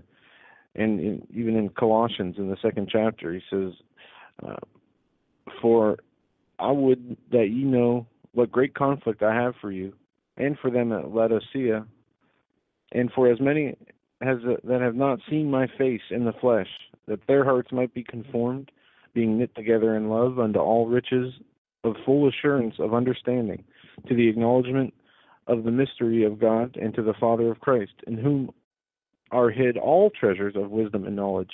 And I say, lest any man should beguile you with enticing words, for though I be absent in the flesh, yet I am with you in the Spirit, joying and beholding your order and the steadfastness of your faith in Christ." And it goes on to talk about the Holy Spirit being in believers and being in people in this time, even though we are not, Jesus is not living in our time. It's explaining how in a time that for many people that have not seen, to be clear, not living in the flesh, not right, walking the earth as He did. Correct. And it says you will have the understanding and the wisdom of Christ if you are in Him, and that there will be false teachers, false teachings out here, as it says, "Let no man beguile you through meat or drink, or of respect of a holy day or a new moon. Let no man beguile you with enticing words, or voluntary humility and worshiping of angels, introducing those things which had not been seen, vainly puffing up the mind of flesh, but being of one mind," as it says, going back to Colossians 2, verse 2, "knitted together in love unto all righteousness and full assurance of understanding, to the acknowledgement of the mystery of God and the Father of Christ." And we are told the rewards that we will have to not only break the covenants of death that are made, but the oppression of the devil that is constantly roaring about. And this is something that we have to be aware of as we are in this spiritual battle, not the physical battle as it will appear, but a spiritual battle where we're told to put on our spiritual armor. And this is not, the Lord was not using these letters to fill up paper to complete His book. Every word in here, every message in this book is important, and the Bible is important. And we need to conform our hearts to the Lord's will. Otherwise, as you say, what are we doing in times such as these, living in times such as these, if we're not doing it for the Lord? Because there is only two ways, right or wrong. And that's right. We'll be held accountable no matter which side we fall on. Exactly. And, the way I look at it is this, and there are plenty of people out there with radio programs, with shows like ours, that go over the current news, the news that's important to all of us. But and I think that one of the things that separates us is the fact that we attempt to do this, look at things through the prism of biblical prophecy and scripture, because in the end we know, for example, that the Luciferians, the Satanists, or the satanic, the power elite, those who attend the ceremonies at the Bohemian Grove, the Bilderberg Group, the CF, or the Trilateral Commission, the CFR, we know that the components of those groups, there are components of those groups, the elements of those groups, certain elements that are the globalists who adhere to this satanic mindset or the satanic agenda. Well, what do they use?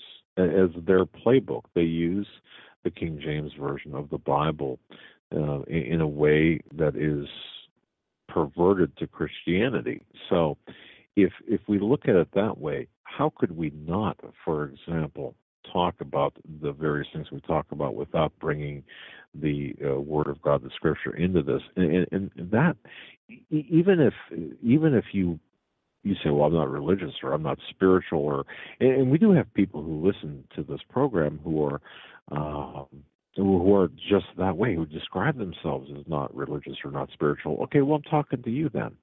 And if you look at the news headlines, and if you understand, if you say, well, I'm not religious or spiritual, but I do understand the Illuminati and their objectives, well, then you've got to understand that they're using the King James Version of the Bible as their playbook. They're perverting the King James Version of the Bible as their playbook. So this is why we bring this into the fold when we talk during our programs, because this is the bigger picture, at least in my view, as to what's going on. And I think that not doing so we'd be remiss if we didn't do that. Absolutely. One more story here, then we're going to go to our break.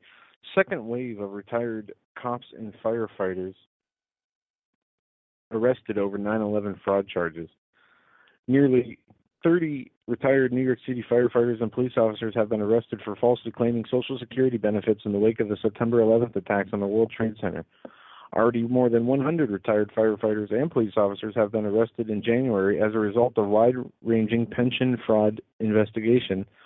Retirees allegedly lied about their mental and physical abilities in order to qualify for Social Security benefits they would have not received otherwise. Of the 106 originally arrested, 80 are believed to have claimed to suffer from severe mental and emotional trauma at Ground Zero on September 11th, even though some of them were never at the scene. Now, Reuters is reporting that 28 more retirees have been arrested on similar disability fraud charges, 16 former police officers, 4 firefighters, and a New York City Department of Corrections worker. The idea that many of them chose the events of 9/11 to claim as the basis for their disability brings further dishonor to themselves, the New York City Police Commissioner Bill Bratton said, according to the news service.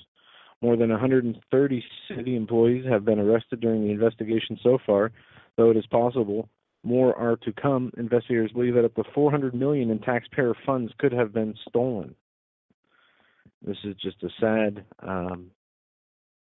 story, and people taking advantage of a situation where there are real victims out there. There are real people in need of some of these benefits, but they are being taken by the people who... The flip side of that, though, Joe, and I think it's for listeners that need to understand this, is there are mechanisms in place to ferret out the fraud that is associated with this. Unfortunately, just like our Department of Justice is not interested in addressing or taking out the fraud that exists in the system, just like the fraud in the Medicare and the Medicaid and the food stamps and or the EBT cards, whatever you want to call it.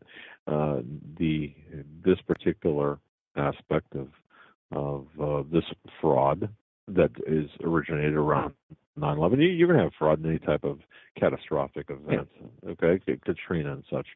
But the real story here is the Department of Justice is refusing to address this in any meaningful way. Certainly, they pay lip service to it, or they will say, "Okay, we've identified this much fraud in this system," but they're not doing anything about it, which which adds to the but see, what it does is it compounds the financial and even the lawlessness of the United States, the financial problems and the lawlessness that exists here in the U.S. Well, look, Holder's working so hard, he's out there fainting due to overworkage and not enough sleep. There was a report today that he did faint and was treated at a hospital. They say hospital was a precaution for fainting, the Attorney General.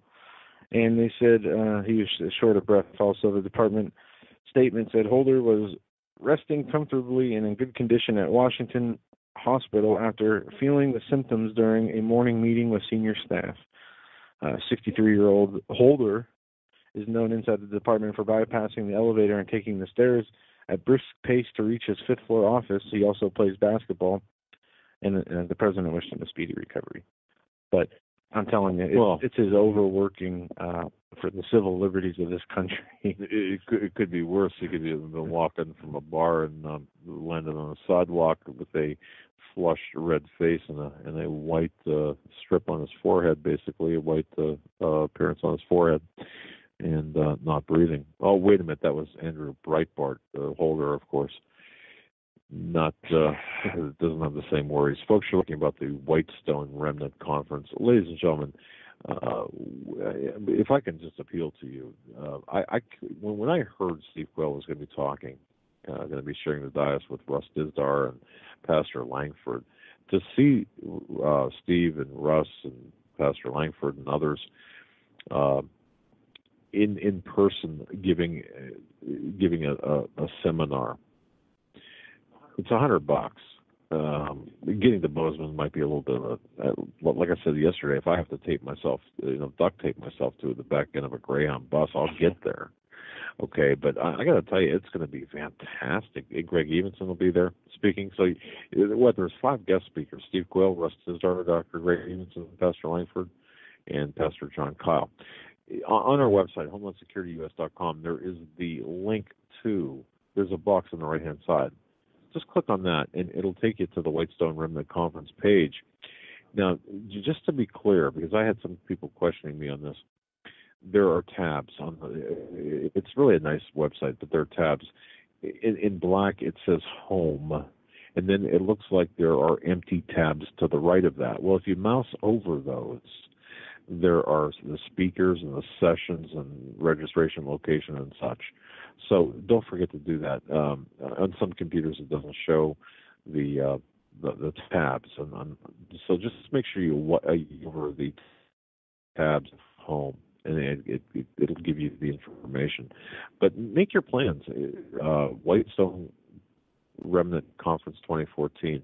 This is going to be the first time Steve Quayle has spoken in public since the weekend that Princess Diana was murdered, I'll say. Now, that said, it's going to be a powerful conference. Joe and I will be in attendance. Yeah. And if we have to hitchhike, we're going to be there. Yeah, looking forward to that. Also, we're going to be in Orlando March 28th through April 1st for the Prophecy Summit, Prophecy in the News conference that they have going on there, with tons of guest speakers also. Paul McGuire, Russ Dizdar, L.A. Marzulli, Doc Markey.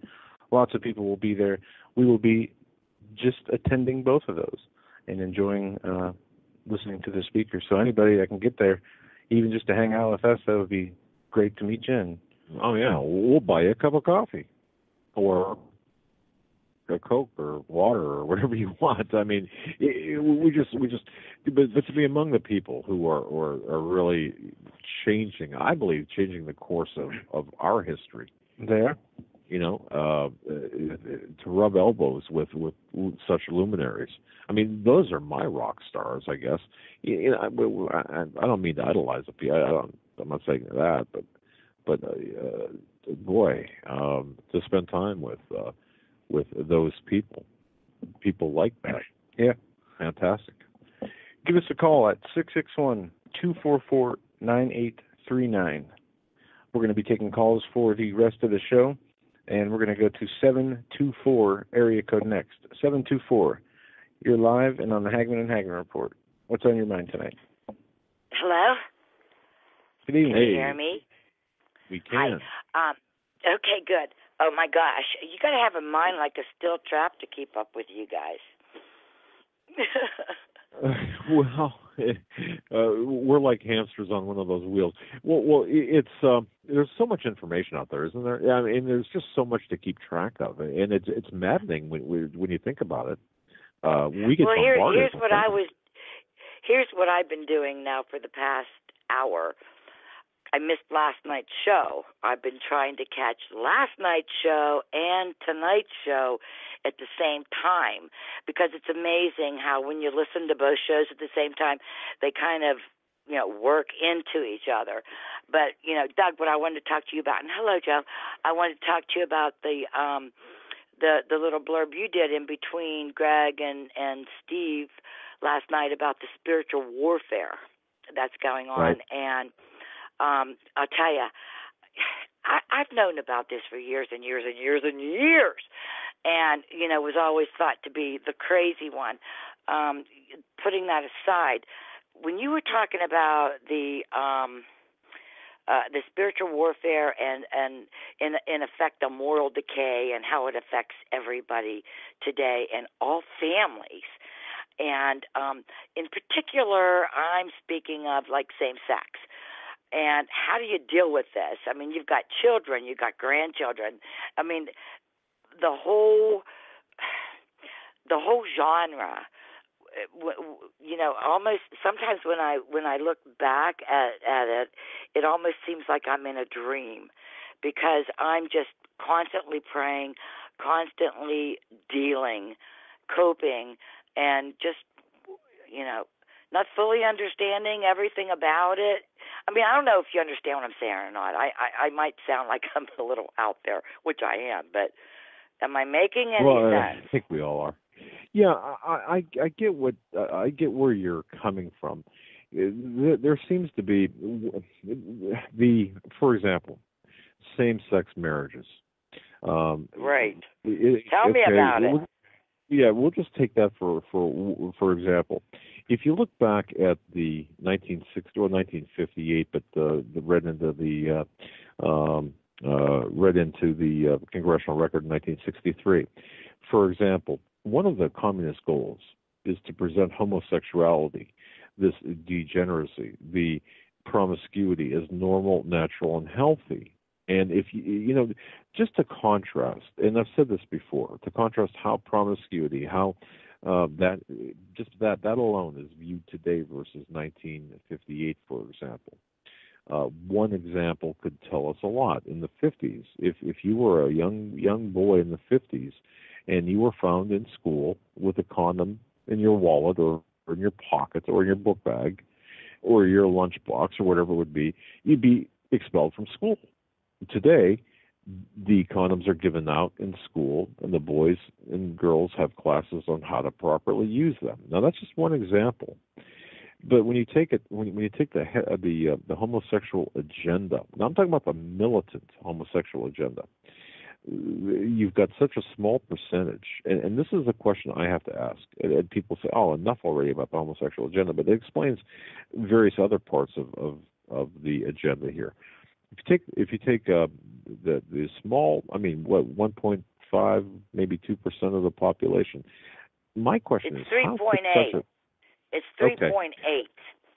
3.8, but let me ask you this: and they control everything that we do. That's not really the whole point. I know the logistics behind it. I know all that. My question is, if someone could ever answer this, where does that leave the rest of us, spiritually, morally, when there are members of people that we love? I'm just going to leave it that way, generalize people that we love that are involved in these types of activities, relationships, however you want to put it. Where does that put us? How do we deal with that when children are involved? I've never heard anyone say that. I've heard your pastor, David Langford or Lanford. I'm not sure exactly how you pronounce it. Langford. Okay. I've heard him use terminology that's very disturbing. And so when I hear these words that he uses to describe people of that nature, right. I can't hear. I'm lost then. I hear nothing else. I can't remember if the word was queer, or I don't want to get beeped off the air, but I'm not sure if it was queer or the other F word. Yeah. But I know he's used them, and you know it too. Right. You know it too, and because it's on your show. So right. How does that make me feel? Someone who's closely associated with people of this ilk. Not that I condone it, but I have to live with it. Let's put that, not accept, live with it. whenever people that I look up to for spiritual guidance, they're not telling me what to do. They're telling me that, the sin, the fires of hell. I mean, I'm not feeling the love here sometimes, guys. I'm not feeling the love. Well, okay. Are we not always taught to love the sinner but hate the sin? In other words, of course. Okay. Love the sinner, hate the sin. I know that probably more than most people. Okay. In regards to myself. Okay. All right. Now, if we take that, and I understand there seems to be this pejorative terminology in use, whether or not, and I don't believe for a moment that Pastor Langford uses that terminology to be strictly pejorative. However, I believe he does it deliberately. I believe it's a deliberate. I don't think it's a slip of the tongue. I think it's very well defined. Now, how does that? Now, how does that comport? And I think this is your question. How does that comport with this? Well, love the sinner, but hate the sin, especially when you're using terminology like that. Is that what you're getting at? Yeah, and the only reason I'm confronting you guys with this is because, and the only reason I listen to you guys is because you are, you have the H word in your vocabulary, which is humility. I hear you say it, and I can tell that you have it in your works. But these things bother not just me, a lot of people. They just may not have the nerve to get on, millions of people. However many you guys have grown in the past 2.5 years, 3 years. So millions of people. That's a great point, and look, I have to understand. I mean, I'll say this: I understand what you're saying. I understand what you're asking, and personally, I would never come out and use the F word, or even the word queer bothers me. Okay, now even though there are shows out there, unless you're 12 again, Doug, unless you're 12 and you don't really know what you're saying. Because we used a lot of those little words, back in the 60s, but we didn't know what we were really talking about. I didn't. No, and exactly. I didn't know what that really meant.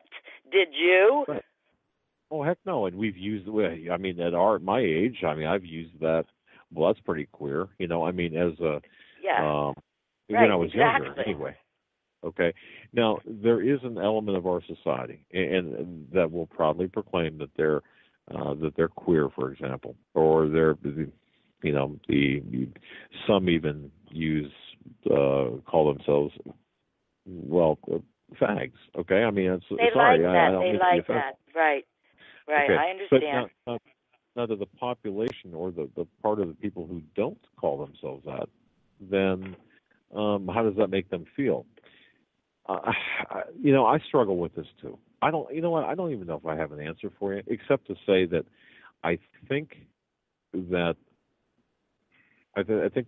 there is such an effort to accommodate from the pulpits, an effort to accommodate the sin, not the sinner, but the sin, that sometimes people will go a little bit forward. They'll advance a little bit more aggressively than necessary. Now, does Pastor Langford do that?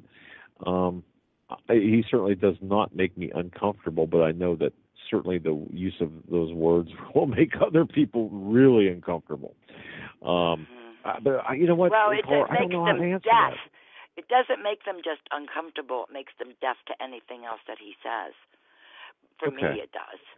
I lose it. In fact, I turn it off because I just can't. Why would somebody use that terminology in 1 minute and then another minute say that they love and they want to save? How do you bring your peeps?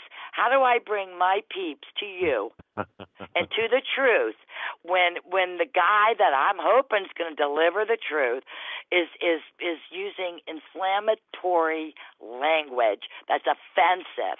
Can we just talk about sinners? Do we have to actually sit here and pinpoint, okay, you're a sinner because you smoke marijuana. You're a sinner because you have same-sex marriage. Well, why can't we just call everybody sinner? Because we're all freaking sinners every day. I mean, it just burns me up. And, I'm really sorry that I'm not sorry. I'm not sorry I'm acting like this because, how many people can you talk to? Not too many that'll listen to you that you work with because they look at you like you're crazy. At least when I'm on the radio, I don't have to look at the faces. You know what I mean? I don't have to look at the faces. I can only imagine that they're smiling. Well, that they're agreeing. You make a valid point, and honestly, I don't know how to answer that, and I'll be very, very candid with you. I really don't know how to answer that, except to say that I think that there is so much attempted accommodation by men of the cloth and women and people who are spiritual to tolerate this type of activity that it's perhaps done to drive home a point. Here's what I will do. I'll give Pastor Langford a call, and we'll have a discussion about this. I'll ask him about this, and in fact, we can even bring him on the air, and perhaps he can state his case about this. Because I've heard I've heard him say that, and I love the guy. I love Pastor Langford. I believe in everything he says, but you raise a valid point. So we'll ask him about it, and the most I can tell you, or the best I can tell you, is let me ask him about it, give him a chance to respond, and we'll go from there. Yeah, I think that's fair. I think that's really fair because, like I said, I don't know how many people really have the guts to call you guys. And you don't really have that much airtime available because, you have a lot of guests and you have your own thing, which is great, and I love that. But, you guys, I've grown a lot with you. I know your history, and I'd say probably, give or take, it's been the past 3 years, you've grown tremendously. And I like to say that we've grown together because, Absolutely. It's been wild. It's been a roller coaster the past 3 years. It's been nuts. And and I'm looking forward to everything else that's going on. But, okay, guys. Well, I think that's about it. Well, thank you so much. And I know I'm different than most of your callers. Most of them aren't as, most of them are so refined and dignified. Well, and we're getting 10 inches of snow this weekend, right? Well, it depends. What part of the country are you calling from? I'm in Washington County.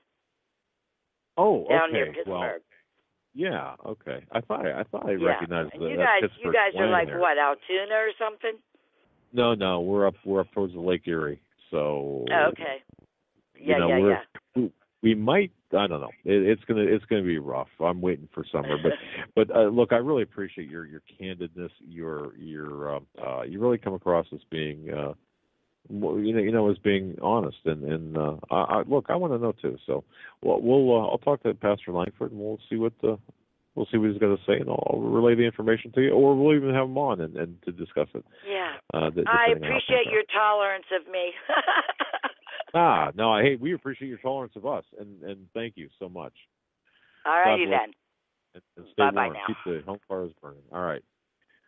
Joe, that's a great concern. I mean, great question. Honestly, I don't really know how else to respond to that, except that, like I said, I don't know. Maybe tomorrow at the opening of the show I'll have something together, because I have something at home, not with me, that I've been studying on that might be able to help a little bit there. Okay. Moving along, 862 area code. We're coming to you next. You're live on the Hagmann and Hagmann Report. Hello, Doug and Joe. Can you hear me? We can. Good. Okay, I got 3 things to say. One, in response to that lady that was just on the line, what she wants is a man of God to get politically correct with his speech. And I hope and pray he never gets politically correct when he's speaking the word of God. There's too much flipping political correctness going around. I hope he never, ever, ever lowers his standard to consent to political correctness for the sake of political correctness. If the word of God convicts you, that's what it's supposed to do. You're not supposed to feel comfortable. It's supposed to convict you. That's what it's supposed to do. And I hope and pray he never goes the politically. We have Joel Osteen to do the political correctness. We have T.D. Jakes and all yada yada yada. We got all those guys to do political correctness. We don't need true men of God going political correctness to keep a few feelings from getting hurt. If their feelings got hurt enough, maybe their soul would be convicted enough to change from that decrepit way of life. That's what it do. We need conviction. We do not need political correctness. Now I got that off my chest. I just wanted to tell you. Wait a second. Now, I want you to tell us how you really feel, okay? Tell how you really feel. Pastor Langford does not have to get politically correct to satisfy somebody who, if she turns off when he starts speaking the word of God, she's got issues bigger than listening to Pastor Langford. She's got a problem with the word of God. People don't want to hear what the word says. They don't want to hear what thus says the word of God. Their problem is not with Pastor Langford. Their problem is with what's written. But they can't undo with what's written. All they can do is jump on the pastor and want him to tone down his speech, to be politically correct, to stop feelings from getting hurt. I say no. I say no. I say no 1,000 times. And if he does, he's not being true to the Lord. Where does it say in the scripture to be politically correct? It says if the world loves you, they hated him. You got a problem if the world loves you. You got a problem. Yeah, and I love your passion.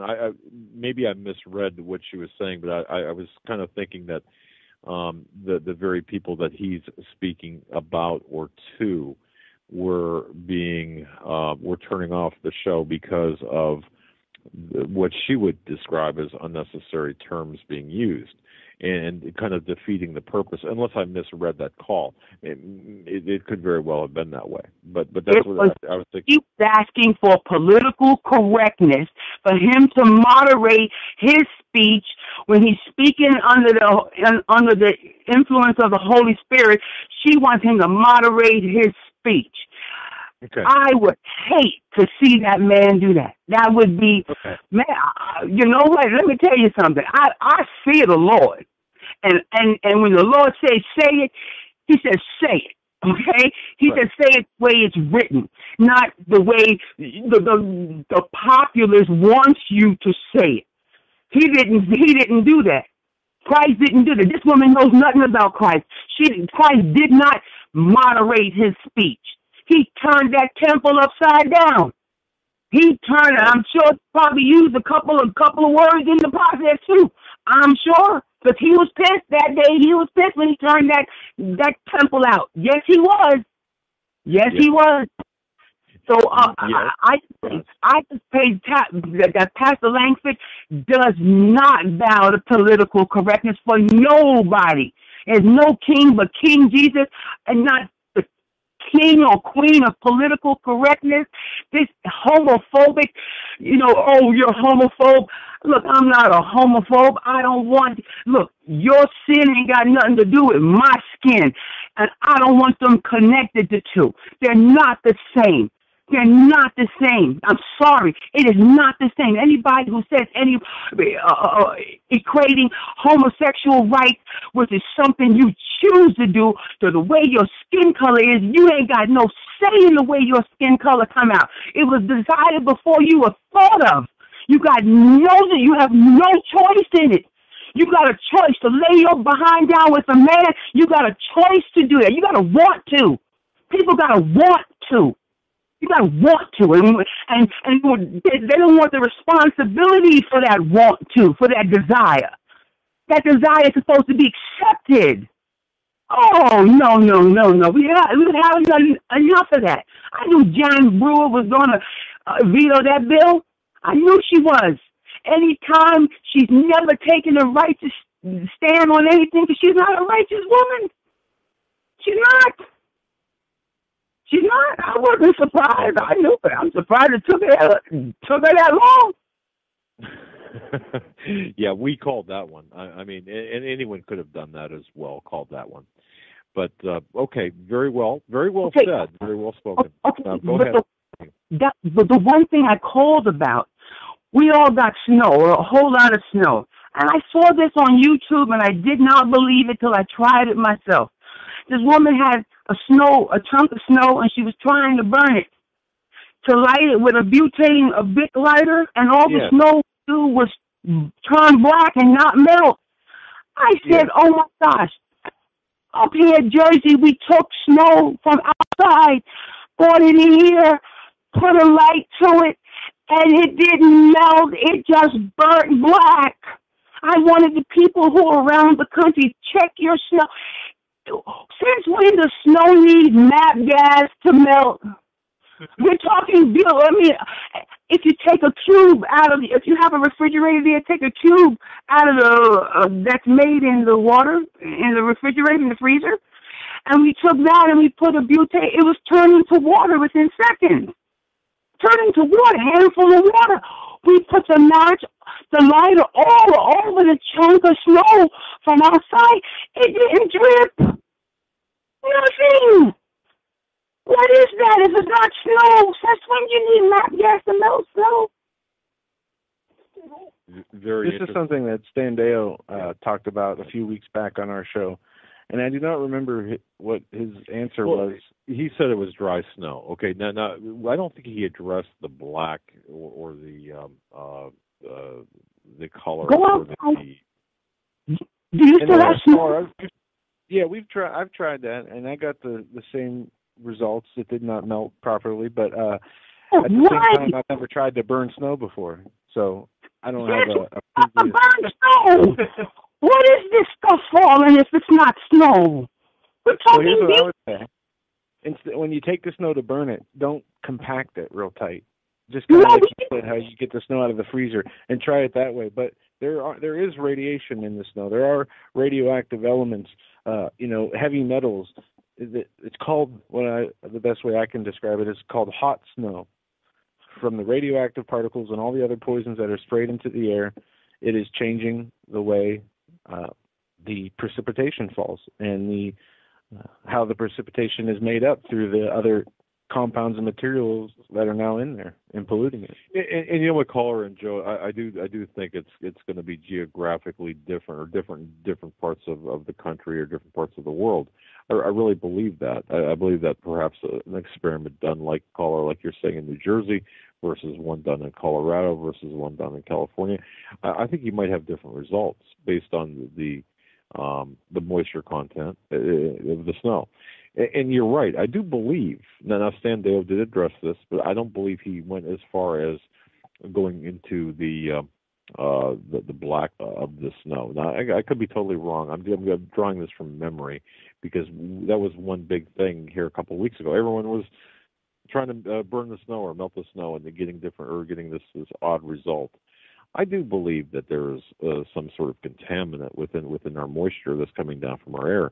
What it is or exactly how it plays out, I don't know. Okay, one last thing, and then I'll go. Have you two considered what it would cost to and ask people to help you with it, to transmit live from the two conferences that are coming up? Have you put out a call to see if y'all could just do it live for 3 hours? Because not everybody can make the trip. Everybody. Yeah, actually, good question. And folks, I'll just say this: we are working on a couple of different aspects of actually doing our show live on a couple of days. Now there's going to be a couple of travel days that we're going to I think 2 travel days that we're going to have pre-recorded shows up. On the other hand, when we're down there, I do believe that we are working out, Joe's doing some of this and I'm doing some of this, where we can actually broadcast live from the conference and perhaps have some conference participants as guests from our makeshift studio down at the conference. So, yes. Because for the prophecy one, it would be great. And to hear, to hear the prophecy, that would be so great to hear it live. That would be, just to, I just think it would be great. And if if you need help, with the finances, a lot of us will be more than happy to help. It's really not a financial issue. It's actually just, honestly, it is a logistics issue, right? Where we have to have certain a certain space and certain equipment with us, and we will take our mobile equipment with us. So we're looking forward to this, and I do believe that we're going to have some pretty interesting shows during the conference that we will broadcast live. And as a matter of fact, if we can, we're talking about this now, so you're going to hear about this first. For right now, we may do a Saturday or Sunday show as well from the conference. Oh, that sounds great. And from Bozeman, too. from Bozeman. Okay, thank you very much. And sorry for my rant, but thank you. She pressed the button. I just can't stand you comparing your choice of sex with the color of my skin. I can't change this. I can't do a Michael Jackson. I can't change it. I can't change it. But the way you choose to have sex, that's the way you choose to have sex. Okay, you gotta want to. Yeah. Look, I think my perception was off. I think I was hearing what she was saying is, if you're addressing a person or trying to change a person's behavior, you're turning them off, and by saying certain words that make them stop listening to you. Right. That was the way I was taking that call, and maybe that was just totally off. I guess I missed. Either way, you had a great rant, and thank you for your call, and call again. Thank you. I feel better now. Okay, good night. God bless. All right. Great callers. I want to say this, and you can double check with Steve about this, but I think I remember he said that he would make it available, the conference, in some way for people to watch afterhand or okay. I talked to him this morning, and let's see. He's very concerned about, Bozeman is not exactly the vacation capital of the United States, right? Never been Montana. There. No, I haven't. I can't imagine it is either. Okay, so what he's very concerned about having enough people. Now, I understand this is day 3 or day 4, but he's concerned about having enough people or getting enough people to attend the conference. And I said, Steve, don't worry about it. I mean, to me, don't worry about it. I would try, like I said, I'd stick myself to the back of a bus to get there. Now, having said that, he did say that at the very least they would have DVD presentations done of the conference and made available to those who cannot attend. So I took that also to mean this is going to go forward regardless if there's 200 or 2,000 or 20,000. It doesn't matter. And DVDs will be created. So that's true. So that's based on what Steve said this morning. Okay. So we're good with that. It's all good for that. All right. Moving to another call. We're going to go to 509 area code next. You're live on the Hagmann and Hagmann Report. 509. Good evening, gentlemen. Am I clear? Loud and clear. Okie dokie. I would like to. I can't believe I actually got to follow that last lady. I would like to say dittos, and I think I fell in love. I'll tell you, passion. I love passion. In fact, both calls were good. And I just apologize for misreading the first, but both calls are good. I mean, we're good. The one lady was questioning I thought she was questioning the intent, and this woman, boy, she straightened us out. But go ahead, caller. I'm sorry. Yeah, no. She wants political correctness. Speak softly, and do not carry a big stick. That's what she was pretty much saying. And like this last lady said, you got your Joel Osteen, you got everybody else out there. The Bible pulled no punches. Christ pulled no punches. call it like you see it. The other thing was we got into the Spanish issue, and you take the homosexual issue, you take what's going on in the schools, and it is all designed to take the America out of the Americans. It's all designed to tear us down. Exactly. And perfect. Well, I mean, perfectly said. Yeah, well, you know, and it's just like the gun owners. You know, you can take the gun away from the patriot, but you can't take the gun out of their heart. That's why they got to kill them. You're just going to have to take people out, because you cannot take out of their heart what would give them the willingness, the power in themselves, the desire for freedom. You can't take that out of their heart. You can take their gun, but you can't take it out of their heart, and that's why they're so dangerous. You're talking about the spirit of freedom that we, and I think as Americans, especially as Americans, not all people, I believe, were born with this desire to be free, unencumbered by, just to be free. And yeah. Americans, especially Americans, have that desire for freedom inbred in them. I don't know how else to describe it. So yes, I mean, we are going to revolt or be repulsed much quicker, I think, than others. At least those of us who are awake and understand and know what's going on and are not fooled or dumbed down or entranced, whether by pharmacology or by media. You know, so yes, I agree with you 100%.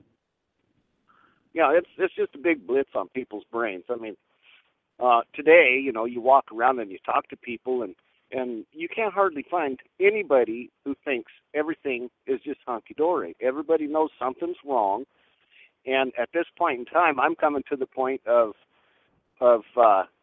it's not that they don't know, and it's not that they don't realize something has to be done, and they even know in their heart if they do nothing, they get nothing. But everybody's afraid. It's just like, you know, it's just like we'll go back to the homosexual, the queer issue. People, Christians, the only people in this world right now who are really, as a group, being persecuted worldwide is Christians. The very people the very people who love freedom, who love peace, who believe that even a tiny little baby deserves to live and have a life, and the people who say, well, okay, you know, if that's the lifestyle you want, go ahead, but I can show you a better way, but you know, that's really up to you. That's the people who are being persecuted worldwide, and the very people who are the killers, beheaders, slice your head off with a dull knife, stone you in the street, that actually openly, because you are a homosexual, will dispose of you in a most gross way they can, even though they commit the acts themselves, are the ones that they don't talk about or against. You know, it's interesting because we've viewed, Joe and I have viewed many videos that you'll never see on the mainstream media from Syria. The American-backed or the Western-backed groups who have gone into Syria to topple Assad, who have taken men and raped them, have taken women and raped them and cut their heads off, and the unspeakable things that are being done with Western backing. Yet, and I think you hit the nail right on the head, there is a war against Christianity. It's a global war against Christianity. And, you know, and I never thought I'd say this, but it's coming from America. It's coming out of America, and people don't realize the extent or the fragility of this of the Christian population out there. or the victimization of the Christian population out there. So I think it's a very important point that you bring up. There is a war against Christians, and it's a hot war, and it's going on right now. Yeah, it's going on right now, and that is what you just said is exactly the sad truth. Is we as in Americans, our borrowed tax dollars is supporting all of that evil, and people. I don't think anybody isn't awake. If they're asleep, it's by choice. It's by choice. It's because they refuse to wake up and see it. And people don't seem to understand, if you have a job and you go out and work and you pay your taxes, you are paying for this. You're paying for it. It's our dollars. They are destroying us with our own money. They are murdering Christians in other countries using our money, destroying nations, trying to take down foreign leaders who I may not agree with, but that's still, it's none of my business. Like George Washington said, beware of foreign entanglements, or be very careful. But we're also using our tax dollars to export abortions, for example. I mean, for years. So, exactly. So, caller, how do we stop this? What can we do outside of educating the masses to let them know this is taking place? How do we stop this? We don't. We just try. You try to keep trying to wake people up. Beating them on the head every now and then, saying, "Hey, did you see this? Did you know that?" And pray. That's all you can do. And I mean, people out there, you think I'm a holy roller? I'm in the store right now. I just put a 6-pack of beer in my shopping cart. So I am not so holy that I cannot see the world. Right, and I get that. And Joe gets that. We understand that, and it's but I think we have to take a stand somehow, some way, and I think that there's got to be a way where we could say, look, we're not going to fund abortions. We're not going to fund through our tax dollars the expansion of the wars. There's got to be a way to do it. Seriously, don't you think? Well, number one, people have to wake up. They have to wake up and say no. I mean, Nancy Reagan had it right. Just say no. Well, in just saying no, that doesn't mean just, whispering, no, I don't like that. No, I don't want that. It means people wake up. You write your congressman.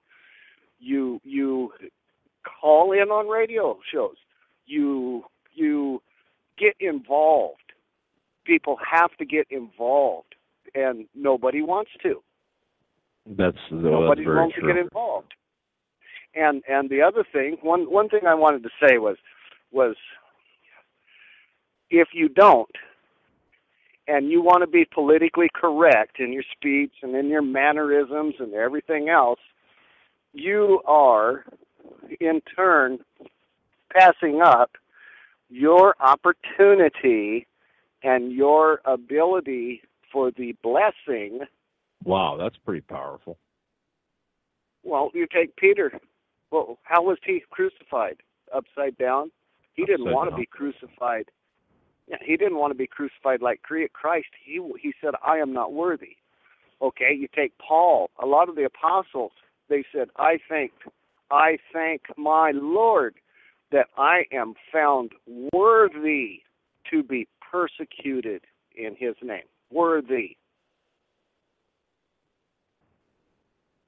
Very well said. And we should put that into practice. Right. And we must put that into practice. Because by today's standards. Yeah. You have to have a line that you don't cross, period, as a Christian. That doesn't mean you go try to run everybody else's life. You just make sure you got yours right, and if you disagree, you disagree. Agree to disagree. And that's the problem with the world today. Nobody knows how to agree to disagree. They just want to have a little wishy-washy here, and can't we all get along? And, well, we can get along as long as you know what the line is. But what you're saying, caller, and this is something I would completely support, is we have got to engage in a level of civil disobedience or disobedience, even if it's unlawful because of our religious convictions, which is our religion, and we will pay a price for that. However, Doug. Yeah, go ahead. Well, we'll pay a price, but see, here's what we need to understand. This is what we have to understand in this country, and they're not teaching anybody, and they're telling everybody, oh, no. What we have to understand in this country is the Founding Fathers stated that if a law is passed that is unconstitutional, it is null and void at its conception. In other words, a law that is unconstitutional doesn't exist. It's illegal. It's treason. You might want to email the Supreme Court on that. I'm totally. Boy, ain't that the truth? No, look, I'm 100% behind you. When I say then we're going to be paying a price.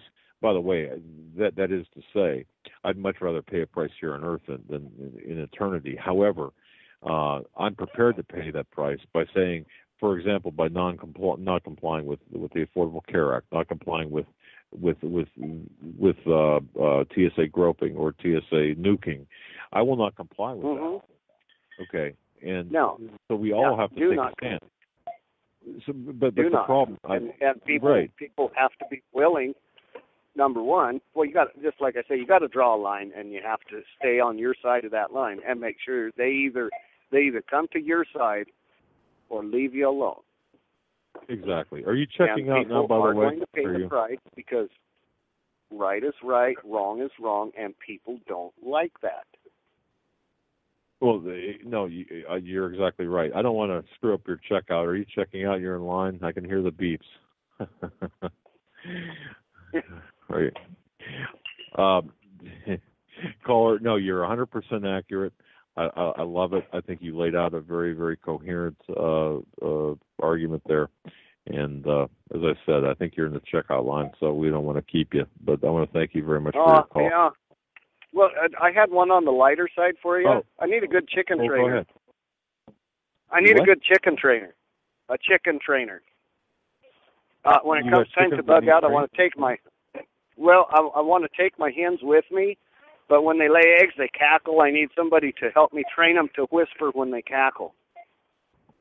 Oh, man. Yeah, try Craigslist. Okay, I'll work on that. All right. Hey, thanks, guys. Right, love you. And I drink lots of coffee, Doug. Oh, man, you're a man after my own heart. I'll buy you a cup next time or whenever I see you. You just tell me who you are. Well, I was thinking Montana, if I can make it. Hey. All right, thanks, guys. Have a very good evening. If not, I sure hope to hear it online or get it somehow because I don't want to miss it. Anyway, thanks. Have a good evening. And when you guys are out of town, have your wives come on. Have your wives run it for a couple days. Let's hear what the ladies got to say. Oh, boy. I wish they would fill in for us here and there, or even come on. But that's be careful what you wish for. That'd be like trying. I'm not even gonna go there. Yeah, don't go there. But it was a good idea, and thanks. God, thanks, guys. Have a good one. Bye. Thanks, you too. We are up against the end of the show. We only got a couple minutes left. I'm just laughing because I'm thinking of the black eyes I'd have after trying too hard to have my wife get on the show. But one news story here I do want to hit. I did not see this earlier, and this is something I heard about yesterday. IMF vultures swoop to assist their assets strip Ukraine. Globalists demand policy reforms in return for making Ukraine their latest debt slave. Of all the stuff that's been happening, one thing that between Russia and the Ukraine is the exchange of energy. And yesterday on Bloomberg News, I heard them being the reporters talking about the new leadership in Ukraine and how that they were going to look towards the IMF for their funding because their old ways through Russia and such were being cut. Now this would be detrimental to Ukraine to do this, to sign themselves up.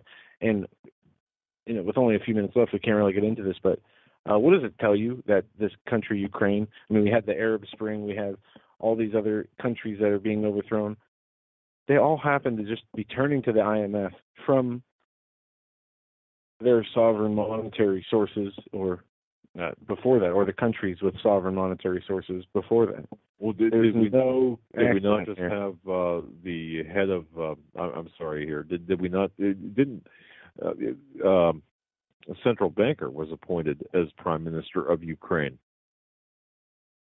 Can the agenda be any clearer? That this is, and we said before, this is about energy. This is about the future. This is.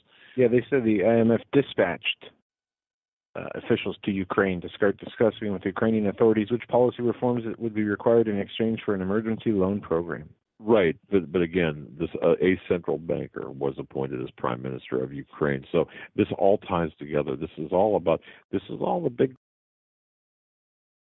This is what it is, and folks, I'll tell you, we are just so inundated with this globalist agenda that from Ukraine to Venezuela to everything.